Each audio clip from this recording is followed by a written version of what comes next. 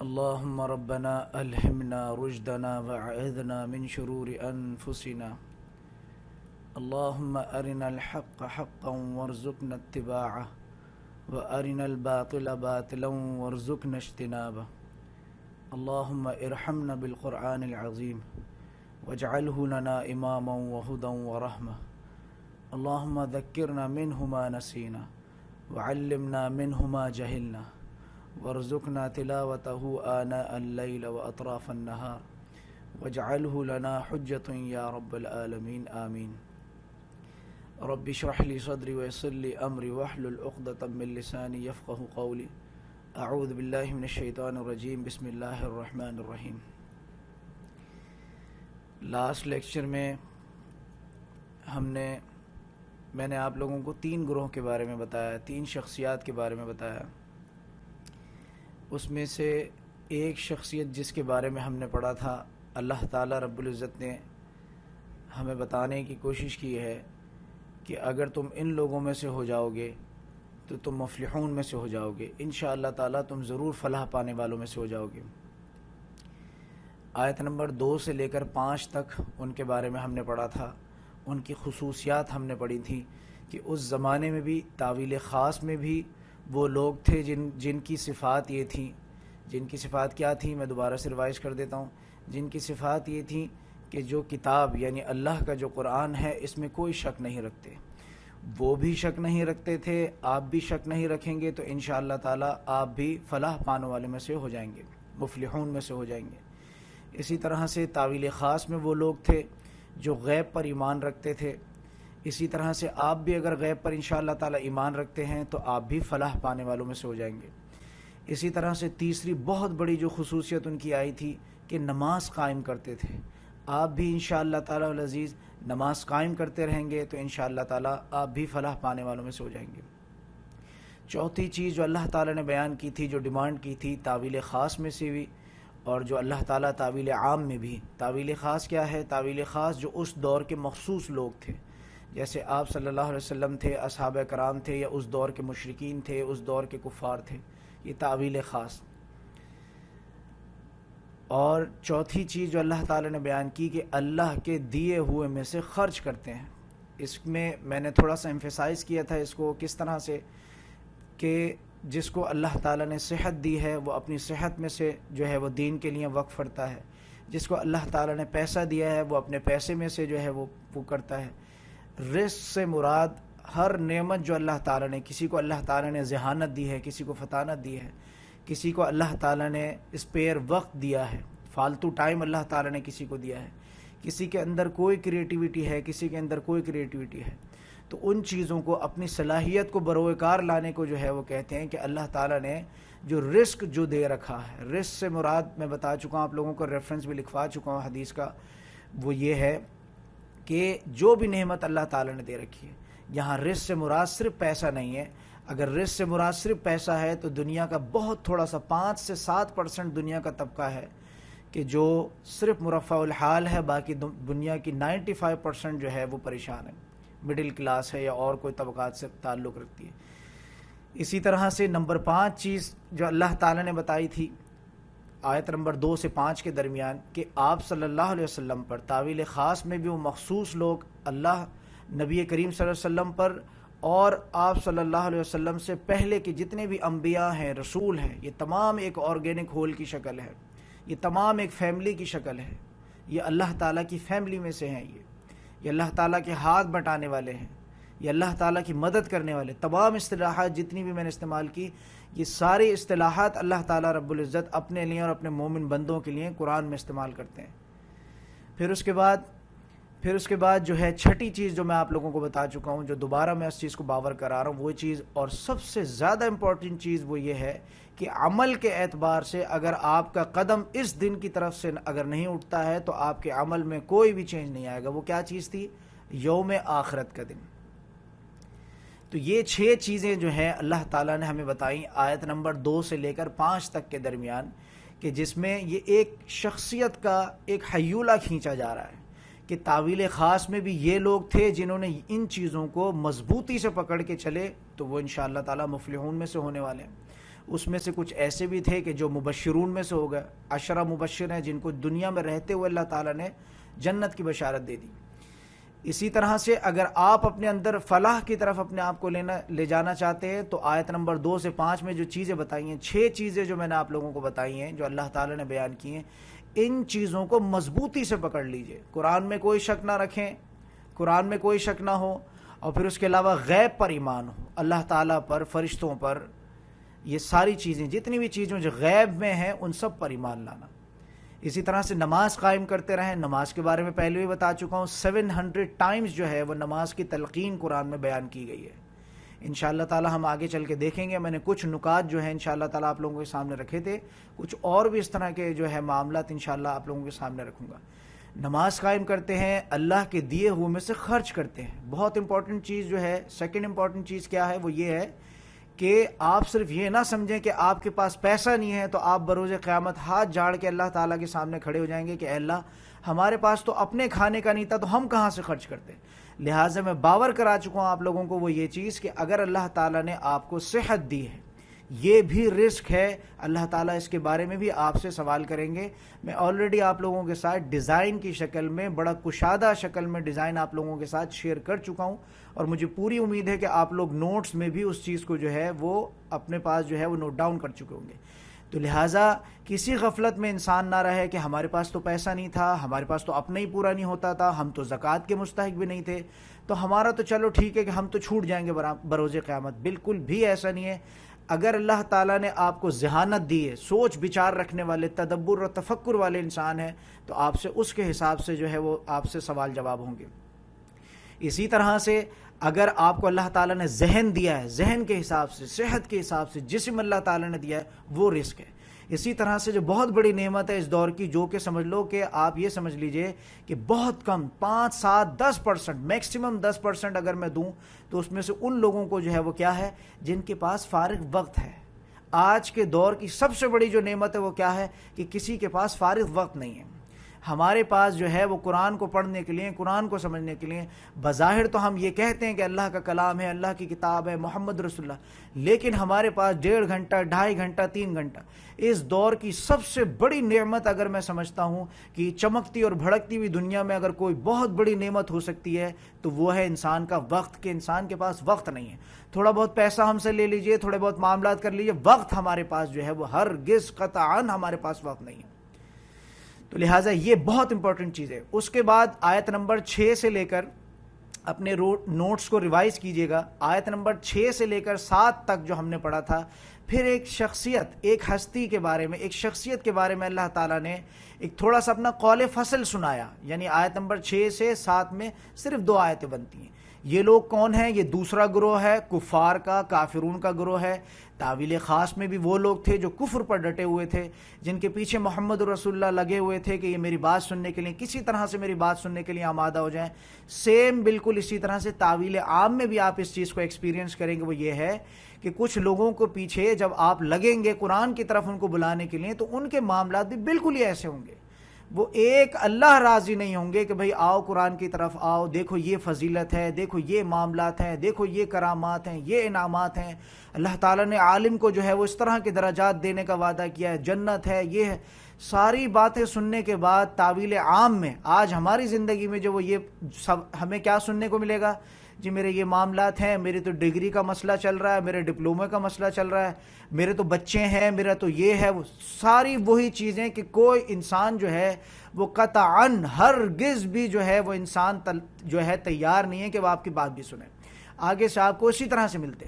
تو یہ بھی ایک طرح سے کفر کی روش ہے، یہ روش کفر کی ہے، لیکن لاشعوری اعتبار سے ہے کہ ہم بظاہر اب یہ کفر بھی ہے، منافقت بھی ہے، ہمیں یہ چیز معلوم ہے کہ اللہ کا کلام ہے، یہ سارے معاملات ہیں تو ہمیں پڑھنا چاہیے۔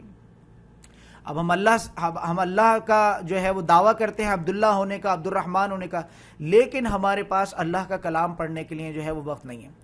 تو اب اس میں دیکھیے گا آیت نمبر 6 سے 7 میں جو ہم نے چیز پڑھی وہ کیا چیز تھی؟ آیت نمبر 6 سے 7 میں جو تھی وہ کافرون، جو کفر کرنے کی جو روش جو کرتے ہیں، ان کے بارے میں ہم نے یہ چیز پڑھی۔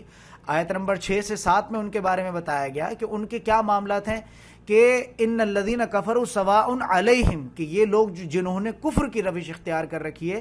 میں نے پچھلے لیکچر میں بھی اس چیز کو باور کرایا تھا. آج ہم نے جو کفر یا کافر جو ہم نے اصطلاح جو ہم نے اس کو سمجھا ہے، یہ ہم نے صرف اتنا سمجھا ہے کہ کافر جو ہے وہ تو ہندو ہے یا کرسچن ہے. یہ در حقیقت کفر جو ہے یہ ایک روش ہوتی ہے. اگر مسلمان بندہ بھی کوئی اس طرح کی روش اختیار کرتا ہے کہ جو بالکل مسلسل نماز نہیں پڑھتا، تو وہ بھی کفر کے اندر داخل ہو جاتا ہے. من ترک الصلاۃ متعمدا فقد کفر. لہٰذا یہ چیزیں جو بنیاد ہے، جو جڑ ہے، جو بنیاد ہے، اگر اس بنیاد سے بھی انسان ہٹ جائے، کوئی مسلمان ہونے کا دعویٰ کرتا ہے، بات کو تسلیم کرنے کا دعویٰ کرتا ہے، لیکن اس کے بعد جو موٹی موٹی 5-6 چیزیں جو بتائی گئی ہیں اس سے بھی اگر انسان ہٹتا ہے تو وہ ڈائریکٹ جس کو کہتے ہیں کہ کفر میں داخل ہو جاتا ہے. مثال کے طور پر توحید ہے، اللہ کو ایک ماننا.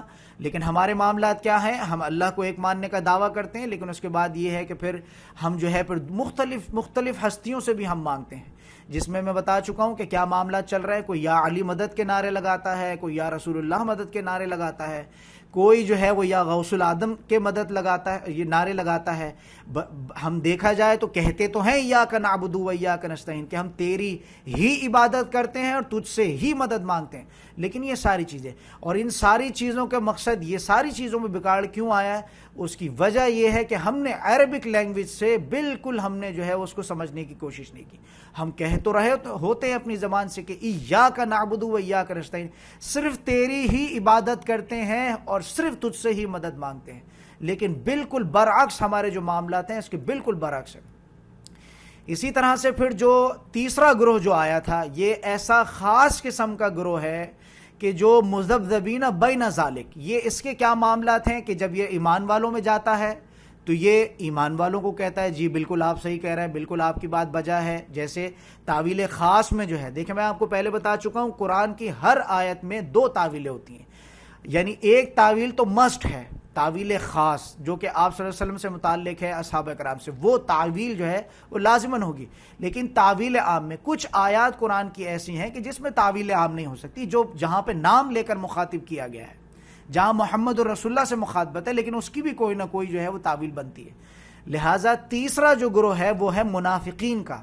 میں بتا چکا ہوں آیت نمبر 2 سے لے کر 5 تک جو ہے ہم نے پڑھا مفلحون کے بارے میں، کہ جو فلاح پانے والے ہیں، جو ونرز قرار دیے جا چکے ہیں. پھر اس کے بعد جو ہے آیت نمبر 6 سے لے کر 7 تک جو ہے کافرون، کفر کی روش اختیار کرنے والے. آپ جتنا بھی ان کے سامنے رو لیں، گالیں، دھو لیں، لیکن وہ آپ کی بات سننے کے لیے بھی تیار نہیں. تعویل خاص بھی بتا چکا ہوں، تعویل عام بھی. اس کے بعد جو میں نے آپ کو بتایا کہ آیت نمبر 8 سے لے کر آیت نمبر 16 سے جو میں نے آپ کو بتایا وہ کیا ہے؟ وہ ہے منافقین.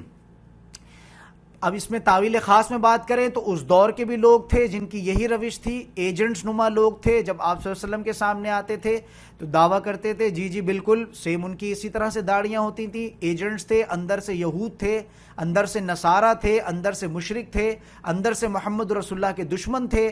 ٹھیک ہے، لیکن ایجنٹس بن کے آتے تھے تاکہ یہاں سے خبریں نکال کے لے جائیں.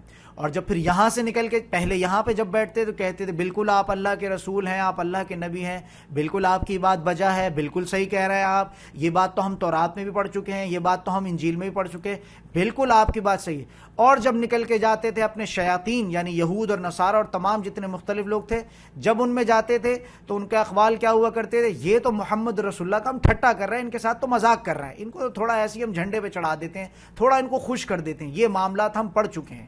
ٹھیک ہے، آیت نمبر 8 سے لے کر 16 تک یہ منافقین کی جو روش ہے. دیکھیں یہ ساری جو ہیں یہ روش ہیں، فلاح پانے والوں کی روش ہے. اگر آپ اس روش کو اختیار کرتے ہیں تو آپ مفلحون میں سے ہو جائیں گے.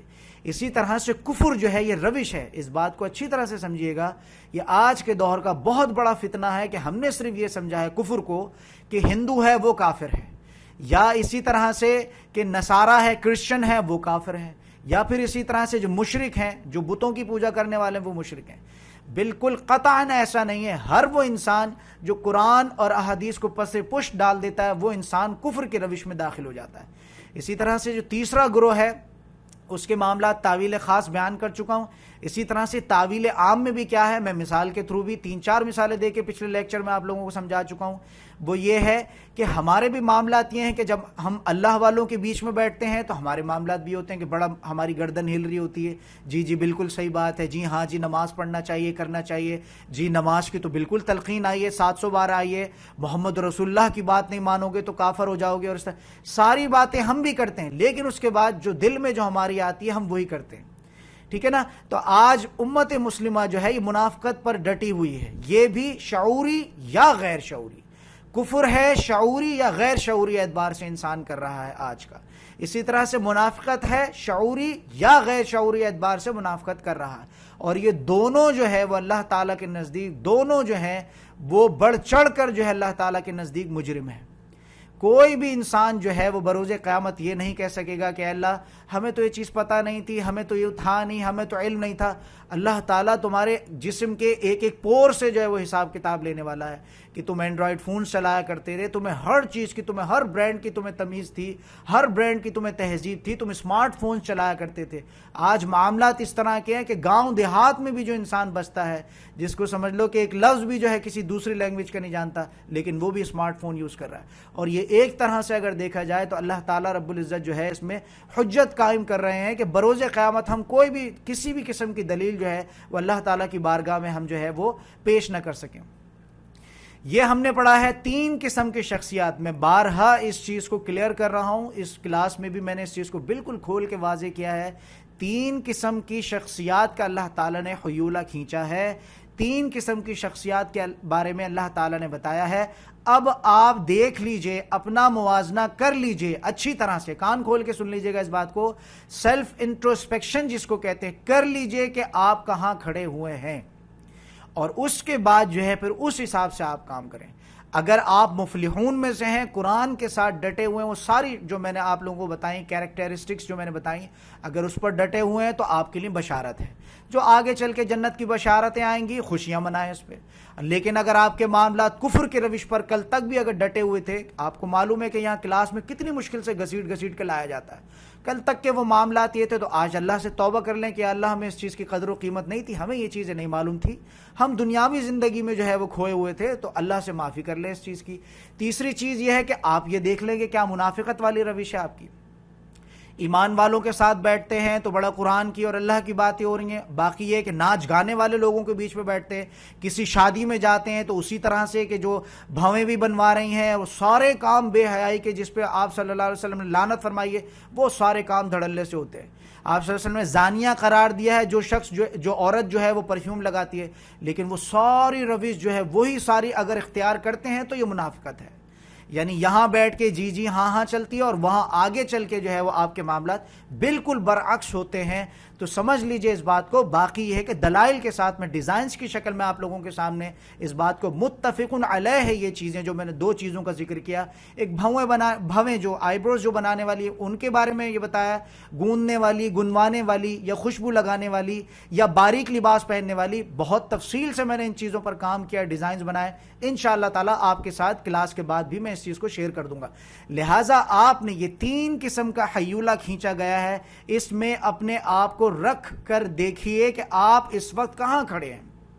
ٹھیک ہے. اور اس کے بعد آپ دیکھیے کہ آپ نے کس طرح سے محنت کر کے اپنے ایمان کو جو ہے پہلے جو میں بتا چکا ہوں کہ جو اسلام جو مسلمان آپ پیدا ہوئے تھے، الحمدللہ فارچونیٹلی جو آپ مسلمان گھرانے میں پیدا ہوئے، اللہ کا کرم ہوا. اس کے بعد یہ ہے کہ پھر آپ نے قرآن کو پڑھا، آپ کے اندر ایمان جاگا، اور اس کے بعد یہ کہ پھر آپ نے محنت کی تو آپ احسان کی طرف گئے. پھر اس کے بعد آپ نے اور اپنے جو ہے اپنے اسوہ پر آپ نے مزید کام کیا، تو آپ جو ہے وہ شہداء اور صالحین اور وہ ساری چیزیں جو ہے صدیقیت کے درجے تک آپ اپنے آپ کو لے جا سکتے ہیں. یعنی حضرت ابو بکر کے درجے تک آپ اپنی شخصیت کو ترقی کر کے آپ اپنی شخصیت کو حضرت ابو بکر رضی اللہ تعالیٰ عنہ کے درجے تک کہ ان کے پیچھے جیسے میں اس کو دنیاوی اصطلاح میں ایک بڑی عام اصطلاح استعمال کرتا ہوں کہ تاکہ اسٹوڈنٹس کو بات سمجھ میں آ جائے. مثال کے طور پر اگر ایک گروپ فوٹو بنایا جائے تو اس میں کیا ہے کہ تمام رسول ہیں آگے پہلی صف میں, اس کے پیچھے تمام انبیاء ہیں, اس کے پیچھے تمام صحابہ کرام ہیں, تمام سارے ہیں. اس کے پیچھے یہ ہے کہ کہیں نہ کہیں چھوٹی سی جو منڈی ہے وہ آپ کی بھی انشاءاللہ تعالیٰ دکھ سکتی ہے. اس میں یہ سارے درجات ہیں, اس میں آپس میں کلیش نہیں ہے. یعنی یہ ہے کہ آپ محنت کریں تو انشاءاللہ تعالیٰ اچھے کسی مقام پر انشاءاللہ تعالیٰ آپ پہنچ سکتے ہیں. اور میں یہ بھی بتا چکا ہوں کہ انسان کبھی بھی مرنے والی چیز نہیں. یہ آج جو ہم نے یہ چیز بنا لی, کانسیپٹ بنا لیا ہے, اس دور کے جو لوگ تھے, مشرکین تھے, کفار تھے, یہود تھے, ان کا بھی کانسیپٹ یہی تھا. وہ بس اس بات کو دھڑلے سے کہا کرتے تھے کہ جب انسان مر جائے گا تو مٹی مٹی ہو جائے گا, چورا چورا ہو جائے گا. آج ہمارے بھی اسی طرح کے معاملات ہیں. ان کو یہ لگتا تھا کہ مر جائے گا, مٹی ہو جائے گا, چورا چورا ہو جائے گا. سورۃ الواقعہ میں چل کے معاملات آئیں گے. بڑے حیران ہوئے کہ یہ محمد رسول اللہ عما یتساءلون, یہ آپ سے پوچھتے ہیں کہ یہ عن النبأ العظیم, کہ یہ کیا کہہ رہے ہیں کہ دوبارہ اٹھایا جائے گا, دوبارہ کیا جائے گا, کیسے ہو جائے گا. اس طرح کے اشکال ان کے ذہن میں تھے. تو اللہ تعالیٰ نے پھر وہ سورۃ النبأ جو ہے اس میں کھول کھلا کے بات مضمون رکھا ہے کہ تمہارا پور پور اور بالکل اس جسے کہتے ہیں کہ ایک دم پرومپٹ ٹائم پر ہم جمع کر لیں گے. تمہیں تو یہ لگ رہا ہے کیسے ہوگا, کیوں ایک مائکرو سیکنڈ کا بھی اس میں جو ہے, لمحہ بھر کی بھی جو ہے اس میں جو ہے وہ دیری نہیں ہوگی. بالکل جس لمحے کا تم سے جو ہے وہ وعدہ کیا گیا ہے اس سے ایک مائکرو سیکنڈ نہ پہلے اور نہ بعد میں, اور تمہاری پور پور کو جمع کر کے اللہ تعالیٰ جمع کر دے گا. ٹھیک ہو گیا. اسی طرح سے تمام معاملات ہیں. تو یہ معاملات اس کو دیکھ لیجئے گا اچھی طرح سے کہ آپ اس وقت جو ہے کہاں کھڑے ہیں. اب اس کے بعد یہ تمام باتیں جو ہے اچھی طرح سے بات سمجھ میں آ گئی ہو, 3 کریکٹرز کے بارے میں, تعویل خاص میں بھی, تعویل عام میں بھی. آج سے آپ نے جو ٹاسک ہے آپ کا وہ کرنے والا یہ ہے, آپ کو ٹاسک دیا جا رہا ہے وہ یہ ہے کہ آپ اپنی نفس کا تجزیہ کریں, اپنی نفس کا تجزیہ کریں کہ آپ اس وقت جو ہے وہ کہاں کھڑے ہیں, آپ کیا معاملات کر رہے ہیں اللہ تعالیٰ کے ساتھ. خلوت میں بیٹھ کے اپنی نفس کا تجزیہ کریں, دیکھیں کہ آپ کن لوگوں کی روش اختیار کی ہوئی ہے, آپ کیا معاملات کر رہے ہیں. آپ زبان سے کچھ کہتے ہیں, دماغ میں کچھ چلتا ہے, دل میں کچھ ہوتا ہے اور کرتے کچھ ہیں. یہ 4 قسم کی بیماریاں ہیں مسلمانوں کی. آپ زبان سے کہتے ہیں لا الہ الا اللہ, لیکن پھر ہر بندے سے, ہر ہستی سے, ہر شخصیت کے سامنے جو ہے روتے ہیں, پیٹتے ہیں, گاتے ہیں. ٹھیک ہے. اسی طرح سے آپ جو ہے وہ اسی طرح سے آپ کہتے ہیں کہ قرآن ہے, اللہ کا کلام ہے, اللہ تعالیٰ کے منہ سے نکلا ہوا ہے, اللہ تعالیٰ کا خطبہ الہی ہے. یعنی کلام سے کیا مراد ہوتا ہے میں پہلے بتا چکا ہوں, اس کا متکلم, اس کا بات کرنے والا جو اللہ تعالیٰ ہے. لیکن ہمارے معاملات ہیں یا تو شادی بیاہ میں وہ بیٹی کے سر پہ ہمیں یاد آتا ہے قرآن کے معاملات, یا پھر یہ ہے کہ یہ جو ہے یہ جنازے وغیرہ ہوتے ہیں اس میں پھر یہ ہے کہ جلدی عالمون و تعلمون کر کے جلدی پیلو کرو, 1 قرآن 2 قرآن اور اس کے بعد اٹھا کے رکھ دو اور ختم کر دو اس کو. قرآن ہرگز اس لیے نازل نہیں ہوا کہ تم اس کے ساتھ یہ معاملات کرو. قرآن ایک ایسی کتاب ہے کہ جس طرح سے ایک کیٹلاگ ہوتی ہے, جو مسائل درپیش تمہیں آتے ہیں اس میں سے مسائل نکالو, اس میں سے نبی کریم صلی اللہ علیہ وسلم کی شخصیات پہ دیکھو کس طرح سے انہوں نے معاملات کو کیا, اس حساب سے وہ معاملات نکال کے اپنی زندگی کو اس پلیٹ فارم پہ ڈالو. ہم نے نہ جانے قرآن کو ہم نے جو ہے وہ کس طرح کی ہم نے قرآن کے ساتھ روش اختیار کی. یہ ایک مکمل ضابطہ ہے, ذرا کان کھول کے اس بات کو سن لیجئے گا.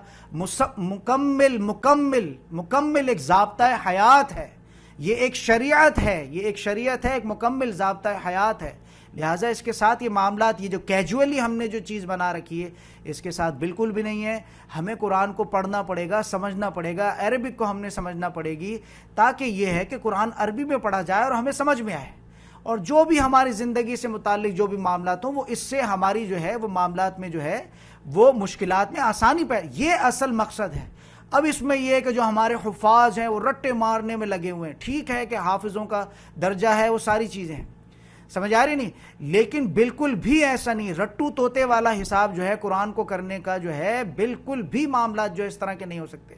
یہ جو رٹنے والی جو چیزیں ہیں یہ عربوں کے لیے ہیں کہ وہ اگر قرآن کو رٹ بھی لیتے ہیں عربی میں تو ان کو تو سمجھ میں آئے گا, ان کی تو عام لینگویج میں ہے یہ قرآن.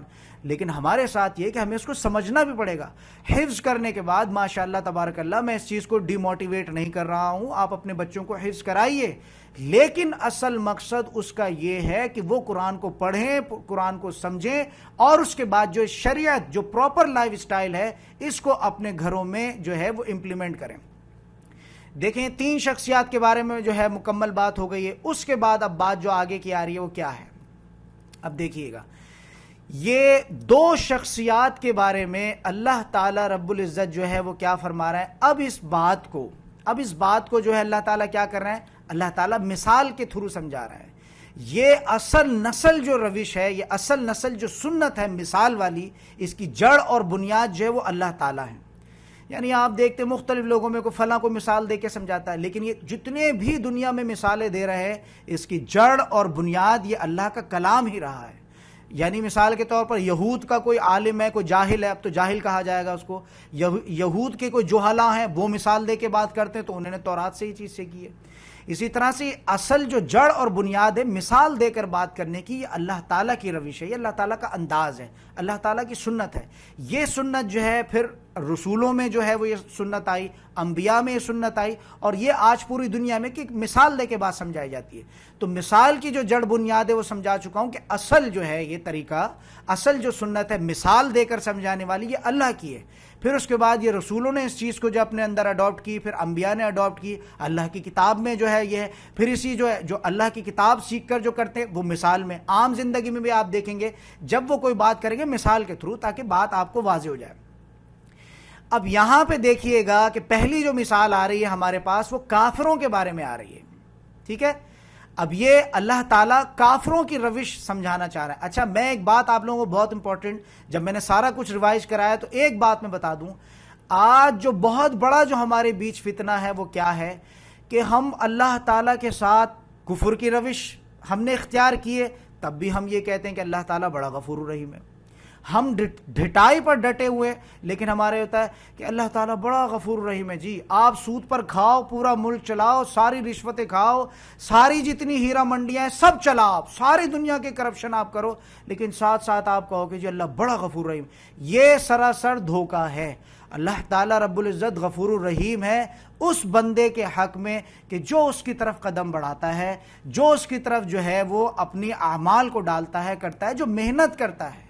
یہ اگر تم نے منافقت کی روش تم نے اختیار کی ہے اور تم ساتھ ہی ساتھ یہ کہتے ہو جی کہ اللہ ہمیں جی دعا کیجیے گا اللہ ہدایت دے, اللہ تعالیٰ رب العزت ہدایت دے چکا ہے. میں یہ بہت امپورٹنٹ چیز ہے, یہ ہمارے آج کے دور کا بہت بڑا مرض ہے. یہ وہ جملے ہیں کہ جس کی بنیاد پہ شیطان نے ہمیں دھوکے میں ڈال دیا. سب سے پہلا جملہ کیا ہے؟ وہ یہ ہے کہ جی کیا ہے کہ سارے معاملات اللہ تعالیٰ کے ساتھ کرو اور ساتھ میں بڑے ٹھنڈے دلوں ٹھنڈے پیٹوں یہ بات کہہ دو اللہ تو بڑا غفور الرحیم ہے. جی سب سے زیادہ جو ہم نے حقیر چیز جو اگر کسی کو جانا ہے وہ تو اللہ تعالیٰ کو. میں مثال کے تھرو پہلے بھی سمجھا چکا ہوں, شوہر اگر ناراض ہو گیا بڑی قیامت آ گئی, جی بیوی بڑی پریشان ہو گئی ہے, کیا کروں, ادھر ہاتھ پیر مار رہی ہے, پاگل ہو گئی, نیندیں اڑ گئی راتوں کی. اسی طرح سے والد جو ہے وہ ناراض ہو گیا, بڑا مسئلہ ہو گیا, بہت بڑا, جنت نہیں ملے گی, جنت کا دروازہ ہے. اسی طرح سے ماں ناراض ہو گئی تو وہ تو جنت ہی ناراض. یہ سارے معاملات ہیں. یا کسی کا کوئی استاد ناراض ہو گیا, بڑی قیامت آ گئی. لیکن اللہ ناراض ہو گیا تو سب سے زیادہ حقیر چیز, اللہ ناراض ہو گیا تو کوئی مشکل نہیں ہے جی, بڑا اللہ تو بڑا غفور ہے. یہ ہے وہ شیطان کی سب سے بڑی چال. اس چیز کو ہم نے سمجھنا ہے. اللہ تعالیٰ بہت غیور ہے, بہت غیور ہے, بہت غیور ہے. وہ ہر صفت میں سب سے بڑھ کر سب سے اعلیٰ ہے. اگر وہ متکبر ہے تو اس سے بڑا متکبر کوئی نہیں ہے. اگر وہ الحی ہے تو وہ اس کے طرح پھر لا تأخذہ, یعنی وہ پھر پلک بھی نہیں جھپکاتا. اگر وہ الحی ہے, ہر معاملے میں وہ ایکسٹریم کنڈیشن رکھنے والا ہے. اسی طرح سے اگر وہ غیرت رکھنے والا ہے تو یاد رکھنا کہ انسان میں جو غیرت آئی ہے اللہ تعالیٰ کی طرف سے, جو منسوب جو غیرت ہے وہ تو سمجھ لو کہ 0.00001% بھی انسان میں وہ غیرت یا وہ چیز نہیں ہے. تو لہٰذا اس بات کو یاد رکھیے گا کہ اللہ تعالیٰ بھی جو ہے وہ یہ چیز پسند نہیں کرتا کہ تم کسی کے ساتھ اس کو شریک ٹھہراؤ. اور آج ہم لوگوں نے جو ہے وہ شریک ٹھہرایا ہوا ہے. کیا ہے؟ کسی نے محبت میں جو ہے وہ کیا کر لیا ہے, کسی نے محبت میں جو ہے وہ اپنی اولاد کو شریک بنا لیا ہے. ہمیں سب سے زیادہ محبت اپنی آل اولاد سے ہے, ہمیں سب سے زیادہ محبت پیسے سے ہے, ہمیں سب سے زیادہ محبت اپنی چیزوں سے، اپنے اسباب پر ہے، مسبب سے نہیں ہے ہمیں. لیکن اب یہ تمام شکلیں جو ہیں جدید اصطلاحات میں جو ہے یہ کیا ہے؟ یہ تمام چیزیں شرک ہے. ہر وہ چیز جس کو تم نے اللہ تعالیٰ جتنا تم نے محبت کر لی وہ چیز تمہارے لیے شرک ہو گیا. ہر وہ چیز، کان کھول کے اس بات کو سن لینا، یہ نیوکلیر بم کی طرح جو ہے وہ گرتی ہوگی یہ بات. لیکن یہ بات ہے آج کے دور کا جو ہے یہ شرک خفی ہے. ہمیں جو شرک پتا ہے بت بنا کے کر لینا، تمام ساری ڈنڈوت، سارے چڑھاوے اسی کے لیے ہو رہے ہیں، دودھ چڑھایا جا رہا ہے، کچھ اور معاملات ہے، کوئی پرساد چڑھایا، ہمیں صرف یہ چیز پتا ہے. لیکن ہر وہ چیز بت ہے کہ جس کو تم نے اللہ سے زیادہ چاہا، محبت خالصتاً خالص اللہ سے ہوگی. تم نے شوہر سے بھی وہ محبت کر لی تو تم نے شرک کیا. تم نے والدین سے بھی اگر اس درجے میں وہ محبت کر لی تو تم نے شرک کیا. تم نے اگر اس میں، یہاں تک میں اس چیز کو سمجھانے کے لیے کہتا ہوں کہ جو محبت تمہیں اللہ سے کرنی تھی وہ محبت اگر تم نے رسول اللہ سے بھی تم نے وہ محبت کر لی تو تم نے شرک کیا. تم نے یا رسول اللہ مدد کے نعرے لگائے، تم نے اور اس طرح کی کوئی بات کی، سری شرک ہے یہ، سری شرک ہے یہ، سری شرک ہے. لہٰذا ان باتوں کو بعد اب اس میں جو بات سمجھائی جا رہی ہے وہ کیا ہے؟ پہلی جو میں نے آپ لوگوں کو مثال بتائی وہ کیا ہے؟ مثال اس میں اللہ تعالیٰ ذرا ایک نقشہ کھینچ رہے ہیں. میں روش کی بات کر رہا تھا، بھول گیا تھا. کیا ہے روش؟ دیکھ لیجئے گا کہ جو مفلحون ہیں، پہلے گروہ کے بارے میں جو ہم نے پڑھا، 5ویں آیت جو تھی، جنہوں نے فلاح پانے کی روش اختیار کی، جنہوں نے اپنے آپ کو، اپنی گاڑی کو اس ٹریک پہ ڈالا کہ وہ اب مفلحون میں سے ہونا چاہتے ہیں، ان کو اللہ تعالیٰ نے کیا سرٹیفکیٹ دیا؟ ان کو سرٹیفکیٹ دیا اپنی غفوریت، کہ میں غفور ہوں. کیا ہے اس میں؟ اولئک هم المفلحون. یہ سرٹیفکیٹ اللہ تعالیٰ نے ان کو ایشو کیا، یہ جو مفلحون کا تھا. اسی طرح سے جو دوسرا گروہ تھا کافرون کا، ان کو اللہ نے کیا سرٹیفکیٹ ایشو کیا؟ وَلَهُمْ عَذَابٌ عَظِيمٌ. یہاں پہ یاد رکھیے گا غفور الرحیم نہیں آیا. جنہوں نے کفر کی روش اختیار کی ان کے حق میں اللہ تعالیٰ غفور الرحیم نہیں ہے، ان سے پورا ثُمَّ لَتُسْأَلُنَّ يَوْمَئِذٍ عَنِ النَّعِيمِ. اس روز تم سے ایک ایک نعمت کا حساب لے لے گا، اور جب وہ نعمت کا تم سے حساب لینے پہ آئے گا تو اوتھینٹک حدیث ہمیں ملتی ہے کہ تم سے ٹھنڈے پانی تک کا وہ حساب لے لے گا. تم سے ٹھنڈے پانی کا، کہ اے میرے بندے میں نے تجھے ٹھنڈا پانی نہیں پلایا تھا. یہ حدیث سے ہمیں اوتھینٹک حدیث موجود ہے. لہٰذا یہ ہے کہ ہمیں دعا کرنا چاہیے، اللہم حاسبنی حسابا یسیرا، اللہم حاسبنی حسابا یسیرا، اللہم حاسبنی حسابا یسیرا، اللہم ربنا جعلنا منہم، آمین یا رب العالمین. تو ہمیں یہ صرف دعاؤں میں نہیں ہونا چاہیے کہ قنوت نازلہ پڑھ رہا کر رہا ہے، بلکہ ہمیں عمل کے اعتبار سے بھی یہ کام کرنا چاہیے. دوسرے گروہ کے بارے میں بتا دیا، کفر کی روش اگر تم کرتے ہو تو یہ سری شیطان کی چال ہے کہ تم سود کھا رہے ہو، رشوت کھا رہے ہو، بے حیائی کے کام کرتے ہو، محمد رسول اللہ کی تعلیمات کی دھجیاں اڑاتے ہو، تم اللہ کی تعلیمات کی دھجیاں اڑاتے ہو، تم اللہ کے کلام کو جو ہے پس پشت ڈال کے رکھتے ہو، اور تم پھر کہتے ہو اللہ بڑا غفور رحیم. یہ سری چال ہے شیطان کی. یا ایھا الناس ان وعد اللہ حق فلا تغرنکم الحیات الدنیا ولا یغرنکم باللہ الغرور. کہ دیکھو وہ شیطان جو ہے تمہیں، اللہ کا وعدہ سچا ہے. یا ایھا الناس ان وعد اللہ حق، کہ دیکھو اے لوگوں، تمام لوگوں سے بات کی جا رہی ہے کہ اے لوگوں اللہ کا وعدہ سچا ہے، سچا ہے، سچا ہے. اللہ کا وعدہ سچا ہے. تو اس میں کیا فرمایا جا رہا ہے؟ اللہ کا وعدہ سچا ہے، لہٰذا تمہیں دنیا کی زندگی جو ہے وہ دھوکے میں نہ ڈال پائے. اور وہ شیطان، سب سے بڑا دھوکے باز ابلیس، جو آج پوری دنیا کو جس نے دھوکے میں ڈال رکھا ہے، وہ تمہیں اللہ کے بارے میں دھوکے میں نہ ڈال سکے. فلا یغرنکم باللہ الغرور سے کیا مراد ہے؟ کہ تمہیں اللہ کے بارے میں دھوکہ نہ ڈال دے کہ تم ساری دنیا کی تم حرام کاریاں کرو اور پھر تم کہو جی اللہ تو بڑا غفور رحیم ہے. لہٰذا کفر کی روش اختیار کرو گے، کان کھول کے سن لو اس بات کو، تو اللہ تم سے اینٹ کا جواب پتھر سے تم سے لے گا. کیا ہے؟ وَلَهُمْ عَذَابٌ عَظِيمٌ. ایسے لوگوں کے بارے میں تیسرے لوگ جو مذبذبین بین ذالک، نہ ادھر کے ہو رہے ہیں نہ ادھر کے ہو رہے ہیں، کبھی کہیں کے ہو رہا ہے، ادھر بھی آئے ہیں قرآن کی کلاس میں آ گئے تو وہ بس یہ کہ ذرا چکھ کے دیکھ لیں کہ ذرا نمک کیسا ہے، ذرا چینی کیسی ہے، اچھا لگا تو صحیح ہے، بیچ میں لٹکے ہوئے ہیں، ابھی تک ان کو فائنل ہی نہیں ہوا ہے کہ کیا کر رہا ہے. اگر تم اس نیت سے آئے ہو تو جمعہ 8 دن کے ہو، تم 2-4 دن کی تمہاری بھاگ دوڑ ہے، اس کے بعد اللہ خیر صلی اللہ تم یہاں سے چلے جاؤ گے. جیسے پہلے بھی کچھ لڑکیاں آئیں، جیسے مثال کے طور پر، عبرت کے طور پر، میں اس کو یہ نہیں کہوں، عبرت کے طور پر میں آپ کو بات بتا رہا ہوں کہ جیسے کنیز فاطمہ ہے، شروع میں بڑی جد و جہد، بڑا دیکھا کیا، اب اس کے بعد جو ہے ان کے معاملات کیا ہو گئے؟ سر میری یونیورسٹی ہے. تو لہٰذا آپ کے بھی معاملات خالص کر لو. اور یہ چیز آپ کو کھل کے سمجھ میں آئے گی. ایگزامپلز میں جو میں آگے سمجھاؤں گا, مثال میں یہ چیز کھل کر سمجھ میں آ جائے کہ جو معاملہ جس نیت سے تم قرآن کے پاس آؤ گے تمہارے معاملات اسی طرح سے ہونے والے. تم دل میں منافقت رکھ کے اس کے پاس آئے کو دیکھتے ہیں کرتے ہیں کیا ہے کیسے ہوگا کیوں ہوگا, ذرا دیکھ لیتے ہیں کر لیتے ہیں, مزہ آیا تو ٹھیک ہوں. اگر اس نیت سے آئے ہو تو تم جمعہ 8 دن کے بھی اس کلاس میں جو ہے وہ مہمان نہیں ہو. اچھی طرح سن لو اس بات کو, میں 200% دعوے کے ساتھ اس بات کو کہتا ہوں. لیکن اگر تم اپنی نفس کا تزکیہ کر کے آئے ہو, اگر تم اس نیت سے آئے ہو کہ یہ اللہ کا کلام ہے اور چاہے مر جائیں کچھ بھی ہو جائیں اس کا ساتھ نہیں چھوڑنے والے, تو یہ ہے کہ پھر تمہارے معاملات الگ ہے. تم ڈٹ گئے ہو ان چیزوں پہ تو تمہیں کوئی طاقت جو ہے اس سے پیچھے نہیں ہٹانے والی. جب لوگ آتے ہیں تو اس میں یہ بڑی جی ہمیں جذبہ ہے, جی ہمیں جوش ہے, جی ہمیں یہ ہے, جی ہمیں, لیکن 4 دن بعد کیا آتا ہے, ٹھوس ہو جاتے ہیں بالکل. کیا ہے وہ شیطان کا جو پرمننٹ جو کلائنٹ ہوتا ہے, تو وہ شیطان سب سے زیادہ موت اگر پڑتی ہے, سب سے زیادہ دورے اگر شیطان کو پڑتے ہیں تو وہ سب سے زیادہ کب پڑتے ہیں کہ اس کا کسٹمر, ایک کلائنٹ اس کا خراب ہو رہا ہے. کب؟ کہ جب وہ قرآن کو پڑھنا شروع کر دے. ارے بھائی قرآن کو اگر سمجھ کے پڑھنا شروع کر دے گا تو وہ انسان جو اس کے اشاروں پہ ناچتا تھا آج تو اس کے ہاتھوں سے نکل جائے گا. لہٰذا حرکت میں آ جاتا ہے شیطان, حرکت میں آ جاتا ہے شیطان. یہ کیا ہو رہا ہے, یہ تو میرا پرماننٹ کلائنٹ جس کو ساری عمر میں 30 سال جس کو اپنے جو ہے میں نچاتا آیا, یہ کہاں جا رہا ہے. اللہ اکبر, اگر یہ قرآن کو سمجھ کے پڑھنا شروع کر دے گا میرا پرماننٹ کلائنٹ مجھ سے چلا جائے گا. وہ پھر یہ ہوتا ہے کہ سر ہمارا اولاد کا مسئلہ ہے, میرے بچوں کا مسئلہ ہے, جی میری جاب کا, سارے کے سارے مسائل لا کے پہاڑ کی طرح تمہارے سامنے جو ہے وہ کھڑا کر دے گا. شروع میں ان چیزوں کے ساتھ ڈٹ کر لڑتے رہنا, انشاءاللہ تعالیٰ آگے چل کے تم دیکھو گے تمہارا دل اطمینان آ جائے گا. لہٰذا یہاں بتانے والی بات کی جو روش تم رکھ کر قرآن کے پاس آؤ گے وہی تمہارے پاس. تم قرآن کو اگر چمٹاتے ہو اپنے آپ سے, قرآن بھی تمہیں چمٹائے گا. لیکن تم نے وہ جو ہے وہ میٹھے والی تم نے کہانی کی تو تمہیں اٹھا کے دیوار سے دے مارے گا, تم 4 دن کے بھی مہمان نہیں ہو. اسی طرح سے تیسرا گروہ جو تھا منافقت کرنے والے منافقین کے بارے میں, وَمِنَ النَّاسِ مَن يَقُولُ, آیت نمبر 8 سے لے کر 16, یہ ایک خاص قسم کی قوم ہے, ایک ملعون قسم کے لوگ ہیں جو تعویل خاص میں بھی تھے, تعویل عام میں بھی ہے. اگر آپ بھی ان کی طرح سے روش رکھتے ہیں تو آپ بھی سمجھ لیں کہ منافقت کر رہے ہیں اللہ تعالیٰ کے ساتھ.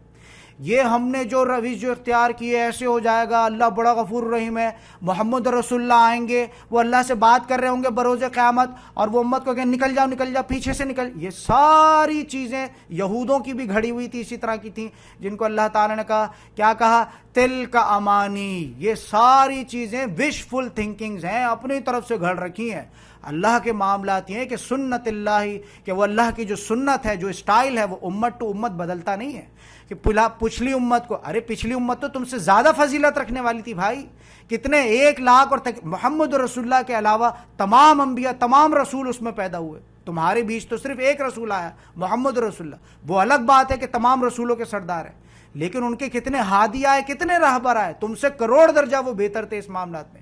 ہر دور میں ایک نبی ان کے سر پر ہوتا تھا. جیسے آج کے دور میں کوئی نہ کوئی پرائم منسٹر, کوئی نہ کوئی جو ہے وزیر اعظم ہمارے سر پہ رہتا ہے, اسی طرح سے ہر دور میں جو ہے وہ کوئی نہ کوئی ان کے نبی ان کے سر پہ رہتا تھا جو اللہ سے کنیکٹڈ رہتا تھا. اس کے بعد بھی لعنت ہو گئی. معاملات کہاں سے شروع ہوئے کہ یا بنی اسرائیل اذکروا نعمت اللہ علیکم وانی فضلتکم علی العالمین. معاملات شروع وہاں سے ہوئے تھے, اور ضربت علیہم الذلۃ والمسکنۃ, اور لے جا کے اللہ تعالیٰ نے بستی میں ان کو دے مارا, 40 سال وہاں ذلیل ہوئے. اور آج بھی آپ اس بات کو جانتے, سب سے لیس پاپولیشن اگر کسی کی ہے تو وہ اسرائیل کی ہے.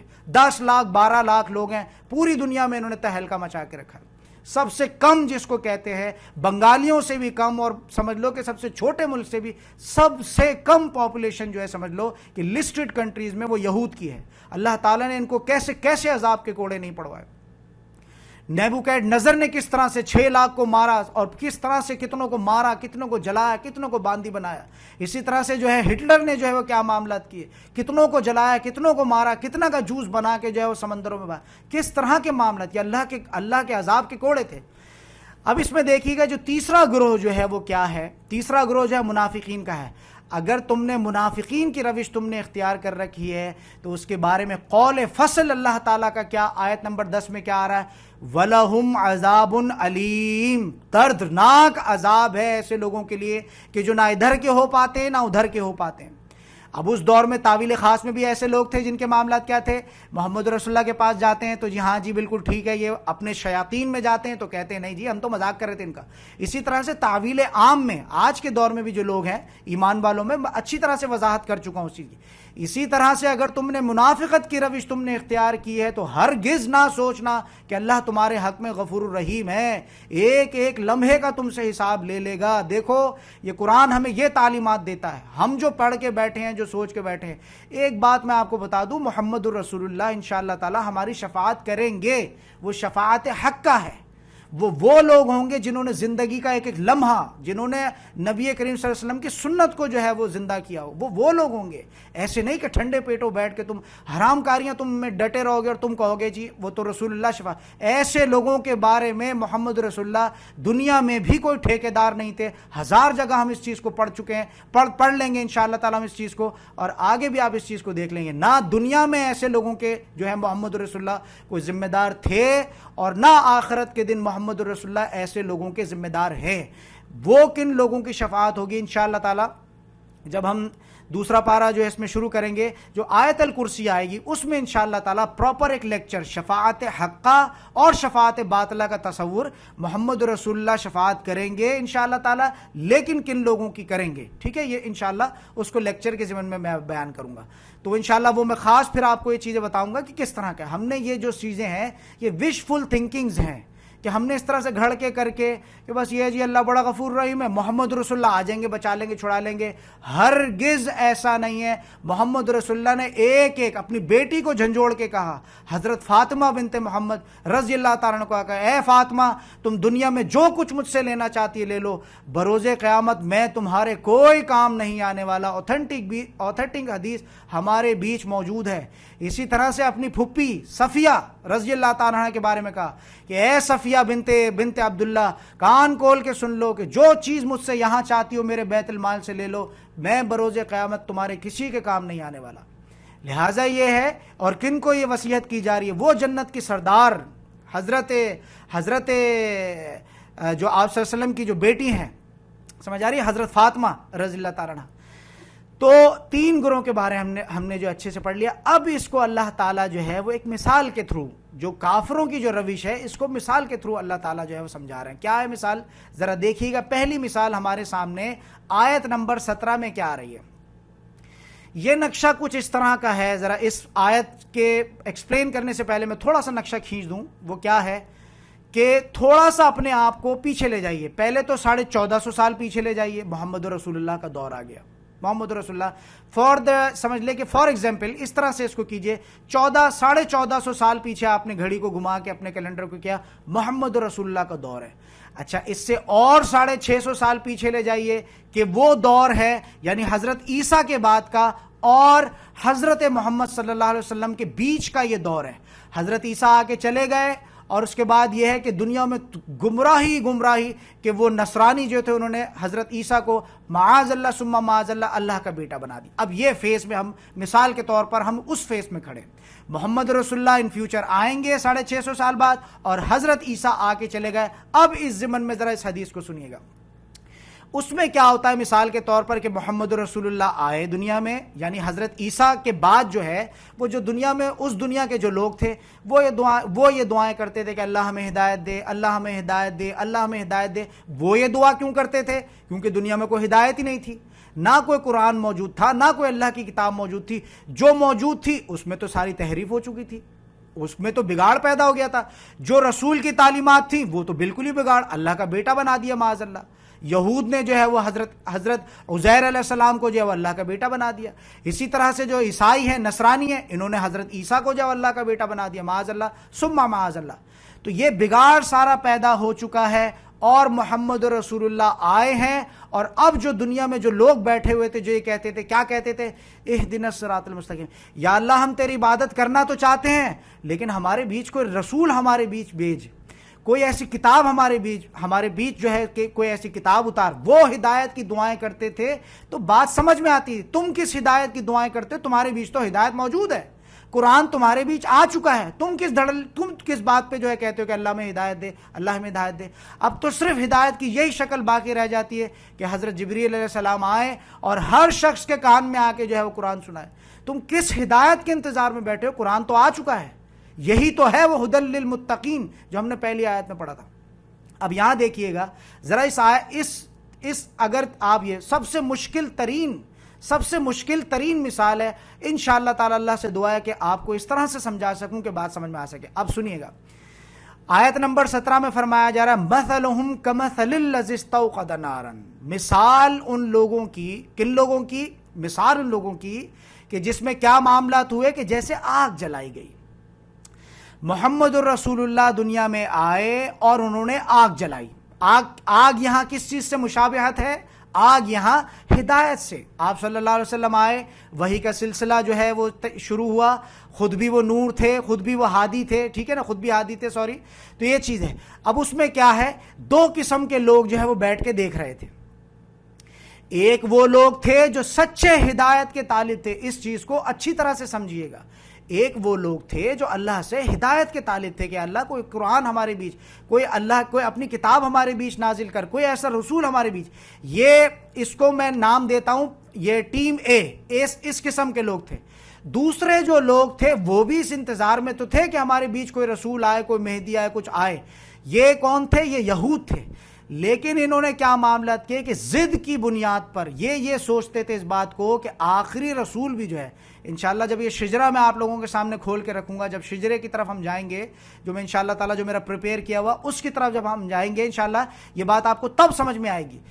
یہ سارے معاملات جو ہوئے محمد رسول اللہ کے ساتھ، جو چٹان بن کے ٹکرائے، ان کا کفر کیا، ان کو گالیاں دی، ان کی تذلیل کی، یہ سارے معاملات جو بھی کچھ ہوئے، اس کے پیچھے 1 پوائنٹ ایجنڈا تھا۔ وہ کیا تھا؟ آج سمجھ لیجئے گا اس بات کو، شاید آپ کو اس سے پہلے بات نہ پتا ہو۔ یہ ساری زدہ یہ تھی کہ ساری عمر دین کے رکھوالے، دین کے متوالے ہم تھے، تمام انبیاء ہمارے بیچ پیدا ہوئے، تمام رسولوں کی بعثت ہم عجمیوں میں سے ہوئی، ہم ہیبریو بولنے والے معلوم میں سے ہوئی۔ آج یہ محمد الرسول اللہ کی جو بعثت ہے، یہ ایسے اللہ تعالیٰ نے شفٹ کیسے کر دیا، عرب میں کیسے نازل ہو گیا؟ یہ ضد تھی ان کو، اور اس ضد کی بنیاد پہ تمام بگاڑ جتنے بھی ہوئے کہ بھائی دین کے ٹھیکیدار تو ہم ہیں، یہ ساری عمر رسول اور نبی تو ہمارے بیچ میں ہے۔ یہ کیسے ایک جاہل جھنکڑ قوم میں سے، عرب قوم میں سے، گو کھانے والی قوم میں سے، جو گو جو ہے ایک جانور وہ کھانے والے میں سے، اونٹنیوں کی جو ہے دودھ پینے والوں سے، بالکل ڈنگر کسی قوم میں سے اللہ تعالیٰ نے ایک رسول کو کھڑا کر دیا۔ ایک رسول کو اللہ تعالیٰ درجہ دے رہا ہے، دنیا میں بھی عزت دینے لگے۔ یہ معاملہ، یہ ہے پورے قرآن کا کانٹیکسٹ۔ پورے قرآن کا کانٹیکسٹ یہ رہے گا، جو بھی آیت آپ پڑھیں گے وہ زدہ کی جو چیز آئے گی وہ یہ ہے۔ صرف ان کو ضد یہ تھی، اگر یہی رسول عجمیوں میں آ جاتا، حضرت عیسیٰ علیہ السلام کے بعد بنی اسرائیل میں اگر یہ محمد رسول اللہ اگر بنی اسرائیل میں ہی آ جاتے تو کوئی بات نہیں تھی، اہلاً وسہلاً، اس میں کوئی پرابلم ہی نہیں تھا۔ جیسے اس دور کے بہت سے لوگ تھے جنہوں نے حضرت موسیٰ علیہ السلام کو ایکسیپٹ کیا، یہ بھی ایکسیپٹ کر لیتے، لیکن یہ اس انتظار میں بیٹھے تھے کہ یہ رسول جو ہے یہ تو آئے گا بنی اسرائیل میں، یہ آ گیا بنی اسماعیل میں۔ یہ انشاءاللہ کھل کے بات آگے سمجھ میں آئے گی۔ یہ ہے وہ زدہ، اس کے علاوہ کوئی پرابلم نہیں تھی ان کو۔ وہ ویسے بھی شریعت موسوی کو فالو کرنے والے تھے، ان کو کوئی مذائقہ نہیں تھا، وہ ان چیزوں کو ایکسیپٹ کر لیتے، لیکن ان کو یہ چیز کھاتی تھی کہ یہ کل سے نیچ قوم جو تھی، ایک عرب قوم جو تھی جس کو کوئی شریعت نازل نہیں ہوئی، جس کو کوئی ڈھنگ نہیں، کوئی سلیقہ نہیں، کوئی اللہ کی کتاب نہیں، کوئی اس میں ایسا رسول پیدا نہیں ہوا، آج یہ ہمیں دین سکھائے گی۔ یہ تکبر، بات سمجھ میں آ گئی؟ ایسے لوگوں کے بارے میں کیا فرمایا جا رہا ہے؟ مثلہم کمثل الذی استوقد نارا، جو میں بات کہہ رہا تھا کہ تم قرآن کی طرف کس روش سے آئے ہو، اب یہ بات یہاں کھل کے سمجھ میں آئے گی۔ ان کی مثال ایسی ہے، کن کی مثال؟ کافروں کی مثال، کہ جیسے محمد الرسول اللہ آئے اور انہوں نے آگ جلائی، فلما اضاءت ما حولہ، اور جب یہ آگ جلی، محمد رسول اللہ آئے، انہوں نے آگ جلائی، روشنی کی، تو کیا فرمایا جا رہا؟ فلما اضاءت ما حولہ، جب وہ آگ جلی اور اس آگ کا گردا گرد روشن ہو گیا، تو اللہ تعالیٰ نے کیا کیا؟ اب دیکھو یہ روش جو میں بتا رہا تھا، جو ہم کہتے ہیں نا بڑی دھڑلے کے ساتھ اللہ بڑا غفور رحیم ہے، اب یہاں پہ بھی اس بات کو سمجھنا، مثال میں یہ چیز اچھے سے سمجھ میں آئے گی، میری تمام باتوں کی انڈوزمنٹ آپ کو یہاں ملے گی۔ ذہب اللہ بنورہم وترکہم فی ظلماتہم لا یبصرون، اچھا کیا ہوا جب محمد رسول اللہ آئے، انہوں نے آگ جلائی؟ دو قسم کے لوگ میں بتا چکا ہوں. ایک وہ تھے کہ جو حضرت ابو بکر کی طرح کے تزکیہ کر کے بیٹھے ہیں، انتظار میں بیٹھے ہیں، وضو کر کے بیٹھے ہیں. ان کی کیفیت ایسی تھی کہ چارپائے پہ وضو کر کے انہوں نے جب دیکھا کہ کیا ہوا کہ کوئی ایسے کسی نبی نے دعوت دی ہے، کسی رسول نے دعوت، فوراً لپک کے وہ اس دعوت پہ گئے. اسی لیے جو ہے ان کو کیا کہا جاتا ہے؟ صدیق. سب سے پہلے بات کو دیکھو، آپ صدیقیت کے درجے کو کیسے پہنچ سکتے ہو؟ جیسے ہی بات سنتے ہو اس کو فوراً عمل میں لے کر آؤ، آپ بھی صدیقیت کے درجے کو پہنچ سکتے ہو. یہ کوئی ایسا کفریہ کلمہ نہیں ہے، یہ ہمیں صرف بتائی نہیں گئی ہے. آپ بھی صدیقیت کے درجے تک پہنچ سکتے ہو اگر محنت کرو تو. لیکن کیا ہے، آج کرتی ہوں، کل کرتی ہوں، ابھی تو یوں ہو گیا، تھوڑا یوں ہو رہا، یہ انسان تو پھر سمجھ لو 200% نہیں کر سکتا. لیکن جس نے آج بات سنی اور جس نے آج اس عمل کو کیا، تو وہی جو گروپ فوٹو والی جو میں آپ کو بتا چکا ہوں، انشاءاللہ تعالی عز و جل اللہ تعالیٰ بہت غفور الرحیم ہے اپنے بندوں کے حق میں کہ جو مفلحون والے ہیں. اب یہاں پہ کیا فرمایا جا رہا ہے؟ محمد رسول اللہ نے آگ جلائی، دو قسم کے لوگ دور سے بیٹھ کے دیکھ رہے تھے. اب یہ میں مثال کے طور پر، محمد رسول اللہ نے آگ جلائی، دو قسم کے لوگ جو ہے دور سے بیٹھ کے دیکھ رہے ہیں. کون سے؟ ایک وہ کہ جن کے دل میں چمک ہے، بھڑک ہے، انتظار میں بیٹھے ہیں. وہ کون ہے؟ یہ تمام اصحاب کرام. ٹھیک ہے، یہ کون ہے؟ یہ بیٹھے انتظار میں. یہ اس طرح سے جو ہے وہ اس آگ کے پاس گئے کہ جلدی سے جا کے اس آگ سے جو استفادہ لیں، اس پہ ہاتھ سیکیں، اس سے گرمائش لیں، اس کی روشنی سے فائدہ اٹھائیں. یہ وہ لوگ تھے. لیکن اس کے برعکس دوسرے لوگ کون تھے؟ جنہوں نے یہ دیکھا یہ آگ کس نے جلائی ہے؟ او ہو، یہ آگ کا جلانے والا تو یہ تو کوئی عربی لگ رہا ہے. اچھا، یہ تو اب یہ جو ہے پاس تو گئے ہیں اس آگ کے، لیکن وہ دل میں کفر کی روش اختیار کرتے ہو. دیکھو یہ بہت امپورٹنٹ چیز ہے. یہ وہ چیز ہے جس کا میں دعویٰ کرتا تھا کہ میری قرآن کی تفسیر انشاءاللہ سننے کے بعد آپ عمل کی طرف لازماً آپ جو ہے وہ آپ کا قدم اٹھے گا انشاءاللہ تعالی عز و جل، اگر آپ کے اندر کوئی حس باقی ہے تو بس. اب اس میں کیا چیز ہے؟ آگ جلائی گئی ہے جی، اس میں دو قسم کے لوگ دور سے بیٹھ کے دیکھ رہے ہیں یہ آگ کس نے جلائی. ایک جو طبقہ تھا وہ دیکھ رہا ہے کس نے جلائی، کیا تھا، اس کا رنگ کیا ہے، یہ تو عربی ہے، اجمی سے میں ہونا چاہیے. وہ ساری خباثتیں اس کے دل میں آ رہی ہیں. اب وہ آگ کے پاس تو گیا، یا وہ یہ ہے کہ کافر ہے تو وہ بندہ گیا، اس نے کہا یہ تو عربی آگ جلا رہا، چھوڑو میں اس کی آگ کے پاس جاتا نہیں. لیکن ایک وہ لوگ تھے اصل میں کافر بھی عربی تھے، اور جو اصحابہ کرام کیا تھے وہ بھی عربی تھے، اور مشرکین مکہ کیا تھے وہ بھی عربی. تو سارے ہی تھے، بولنے جو لینگویج تھی اس دور کی وہ تو عربی ہی تھی سب کی.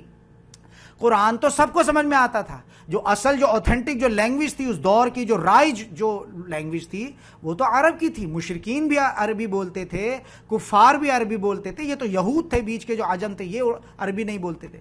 تو یہاں پہ جب محمد رسول اللہ نے آگ جلائی، دو قسم کے لوگ دور سے بیٹھ کے دیکھ رہے تھے.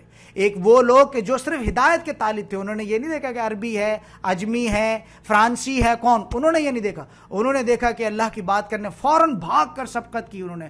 وہ لوگ کون ہوگا؟ مفلحون میں سے ہو گئے.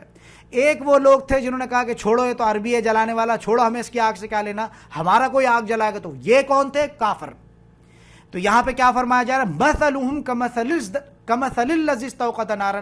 ان لوگوں کی مثال ایسی کافروں کی کہ جب آگ جلائی جاتی ہے اور اس کا گردا گرد جب روشن ہوتا ہے، ان کے بارے میں اللہ تعالیٰ کیا فرمایا؟ ذہب اللہ بنورہم، کہ اللہ تعالیٰ سلب کر لیتا ہے ان کی. دیکھو یہ چیز سمجھ لینا، اینٹ کا جواب پتھر سے جو میں نے کہا تھا، غفور الرحیم ہے اپنے بندوں کے حق میں، لہٰذا یہ اینٹ کا جواب پتھر سے. اب انہوں نے یہ روش اختیار، تعصب کی بنیاد پہ انہوں نے چیز رکھی. اللہ نے بھی کہا اچھا تم تعصب رکھتے ہو میرے بندے سے، جاؤ میں بھی تمہاری جو ہے وہ غشاوہ جس کو پچھلی آیات میں پڑھ چکے ہیں، اللہ نے بھی پردہ ڈال دیا. اب وہ بجائے یہ ہے کہ بات سنتے، ہدایت کی طرف آتے، سر جھکاتے، جہاد کرتے، اب وہ آ کے بحث کر رہے ہیں اور وہ سارے کفر پر ان کو اللہ تعالیٰ اتنا دھکیل رہا ہے، اتنا دھکیل رہا ہے، اتنا دھکیل رہا ہے، یہاں تک حجت قائم ہو جائے کہ بروز قیامت کوئی اللہ تعالیٰ کے جو اللہ تعالیٰ کی بارگاہ میں کوئی عذر پیش نہ کر سکے. سر جھکا کے کھڑا ہو. یہ اللہ تعالیٰ کی روش ہے، یہ اللہ تعالیٰ کی سنت ہے. جو معاملہ تم جس طرح سے چاہو گے اس کو تمہارے لیے آسان کر دے گا. تم کفر رکھ کے کسی چیز کے پاس جاتے ہو تو تمہیں کفر میں بڑھا دے گا. شاید ہو سکتا ہے کل کو تم مجھے گالیاں دو، میرے خلاف ہی تم کوئی جو ہے وہ سازش کرنا کھڑے ہو جاؤ. سمجھ آ رہی نہیں؟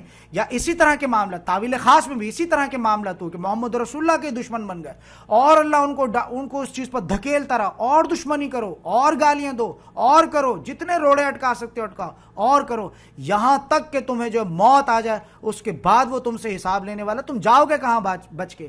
بھاگ کے تم جاؤ گے کہاں؟ لہٰذا یہ چیز ہے. تو یہاں کیا فرمایا جا رہا ہے؟ یہ روش ذرا دیکھ لینا کہ ایسے لوگ جو کفر رکھ کے اللہ کی طرف آتے ہیں، ذہب اللہ بنورہم، اللہ تعالیٰ بھی ان کو ساتھ کیا کرتا ہے؟ آڑے ہاتھوں ایسے لوگوں کو لیتا ہے. اور اللہ تعالیٰ ان کے حق میں کیا کرتا ہے؟ ذہب اللہ بنورہم، کہ اللہ تعالیٰ ان کی جو ہے جو بینائی ہوتی ہے اس کو سلب کر لیتا ہے. وتراکم فی ظلمات، اور ان کو چھوڑ دیتا ہے اندھیروں میں، ان کو چھوڑ دیتا ہے اندھیروں میں. لا یبصرون، کہ اب وہ دیکھ نہیں پاتے. تعویل خاص میں بھی یہ معاملات تھے، تعویل عام میں بھی یہ معاملات ہیں. کچھ لوگوں کو تم گھسیٹتے رہو گے، جب نہیں آئیں گے تو تم دیکھو گے اتنا تم سے بھی نفرت ہو جائے گی. ان کو تم سے بھی نفرت ہو جائے گی، تمہارے سے بھی جو ہے وہ کھائیں گے، خنس کھائیں گے، تمہارے اسٹیٹس دے کے تمہارا کرے گی، جن کو تم دعوت دو گے تم سے بھی نفرت کھانے. اللہ تعالیٰ اس حد درجے تک ان کو لے جائے گا. بات سمجھ میں آ گئی؟ یہ تھی اگر تم کفر رکھ کر آئے ہو تو اس میں. اب آگے اگر اس سے بات کلیئر نہ ہوئی ہو کہ سر نے کیا کہہ دیا، کیسی باتیں کر رہے ہیں، تو آگے سن لو کیا ہے. سمن بکمن عمیٌ، یہ لوگ بہرے ہیں، گونگے ہیں، اندھے ہیں. فہم لا یرجعون، تو اب یہ لوگ جو ہے یہ کبھی لوٹنے والے نہیں ہیں، یہ کبھی نہیں لوٹیں گے. اب ان کی جو ہم نے پیچھے جو بات پڑھی تھی، کیا بات پڑھی تھی ہم نے؟ کہ اللہ تعالیٰ نے کیا کر دیا؟ ختم اللہ علی قلوبہم وعلی سمعہم وعلی ابصارہم غشاوہ، کہ اللہ تعالیٰ نے کیا کر دیا؟ اللہ تعالیٰ نے ان کی سماعتوں پہ اللہ تعالیٰ نے مہر لگا دیے، اللہ تعالیٰ نے ان کے دلوں پہ مہر لگا دیے، اور اللہ تعالیٰ نے ان کی آنکھوں کے آگے پردہ ڈال دیا. پردہ ڈالنے سے کیا مراد ہے؟ وہ چیزیں جس میں تمہیں کہا کہ نہ الجھنا، نہ کرنا، دیکھو انہی چیزوں کو زینت نہ بنا لینا. دنیا، مال، دولت، اولاد وغیرہ، ساری بھاگ دوڑ. اب یہ کہ وہ ہر سال کا کیلنڈر ہو رہا ہے، جی اللہ تعالیٰ خوب تمہیں اولاد دے رہا ہے، اور تم بھی اللہ سے کہتے ہو الحمدللہ، اللہ کا کتنا کرم ہو، دیکھو پہلے ایک اولاد نہیں ہو رہی تھی، اب ماشاءاللہ ہونا شروع ہوئی تو دھڑا دھڑ اولاد، الحمدللہ. لیکن وہ اصل میں کیا ہے؟ وہ چیز سمجھ لینا اس چیز کو. وہ یہ ہے کہ جو چیز تم چاہو گے اس کو وہ تمہارے لیے آسان کر دے گا.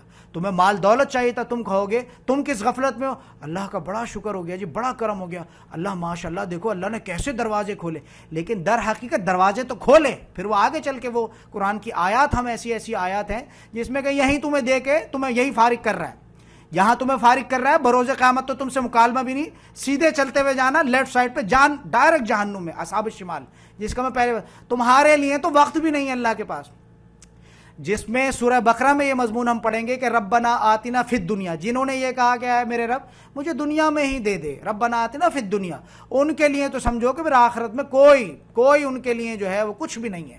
بروز قیامت ان کا یہ ہے، کیونکہ ظاہر سی بات ہے امتحان ہے. تم نے امتحان میں کہا کہ مجھے امتحان میں جو ہے بس یہ ساری چیٹنگ کرنے دو، مجھے امتحان میں سارے معاملات جو ہے وہ دے دو، مجھے سارے وسائل دے دو، باقی یہ ہے کہ آخر رزلٹ میں مجھے بھلے کچھ نہ دیں. تم نے یہ روش اختیار کی تھی.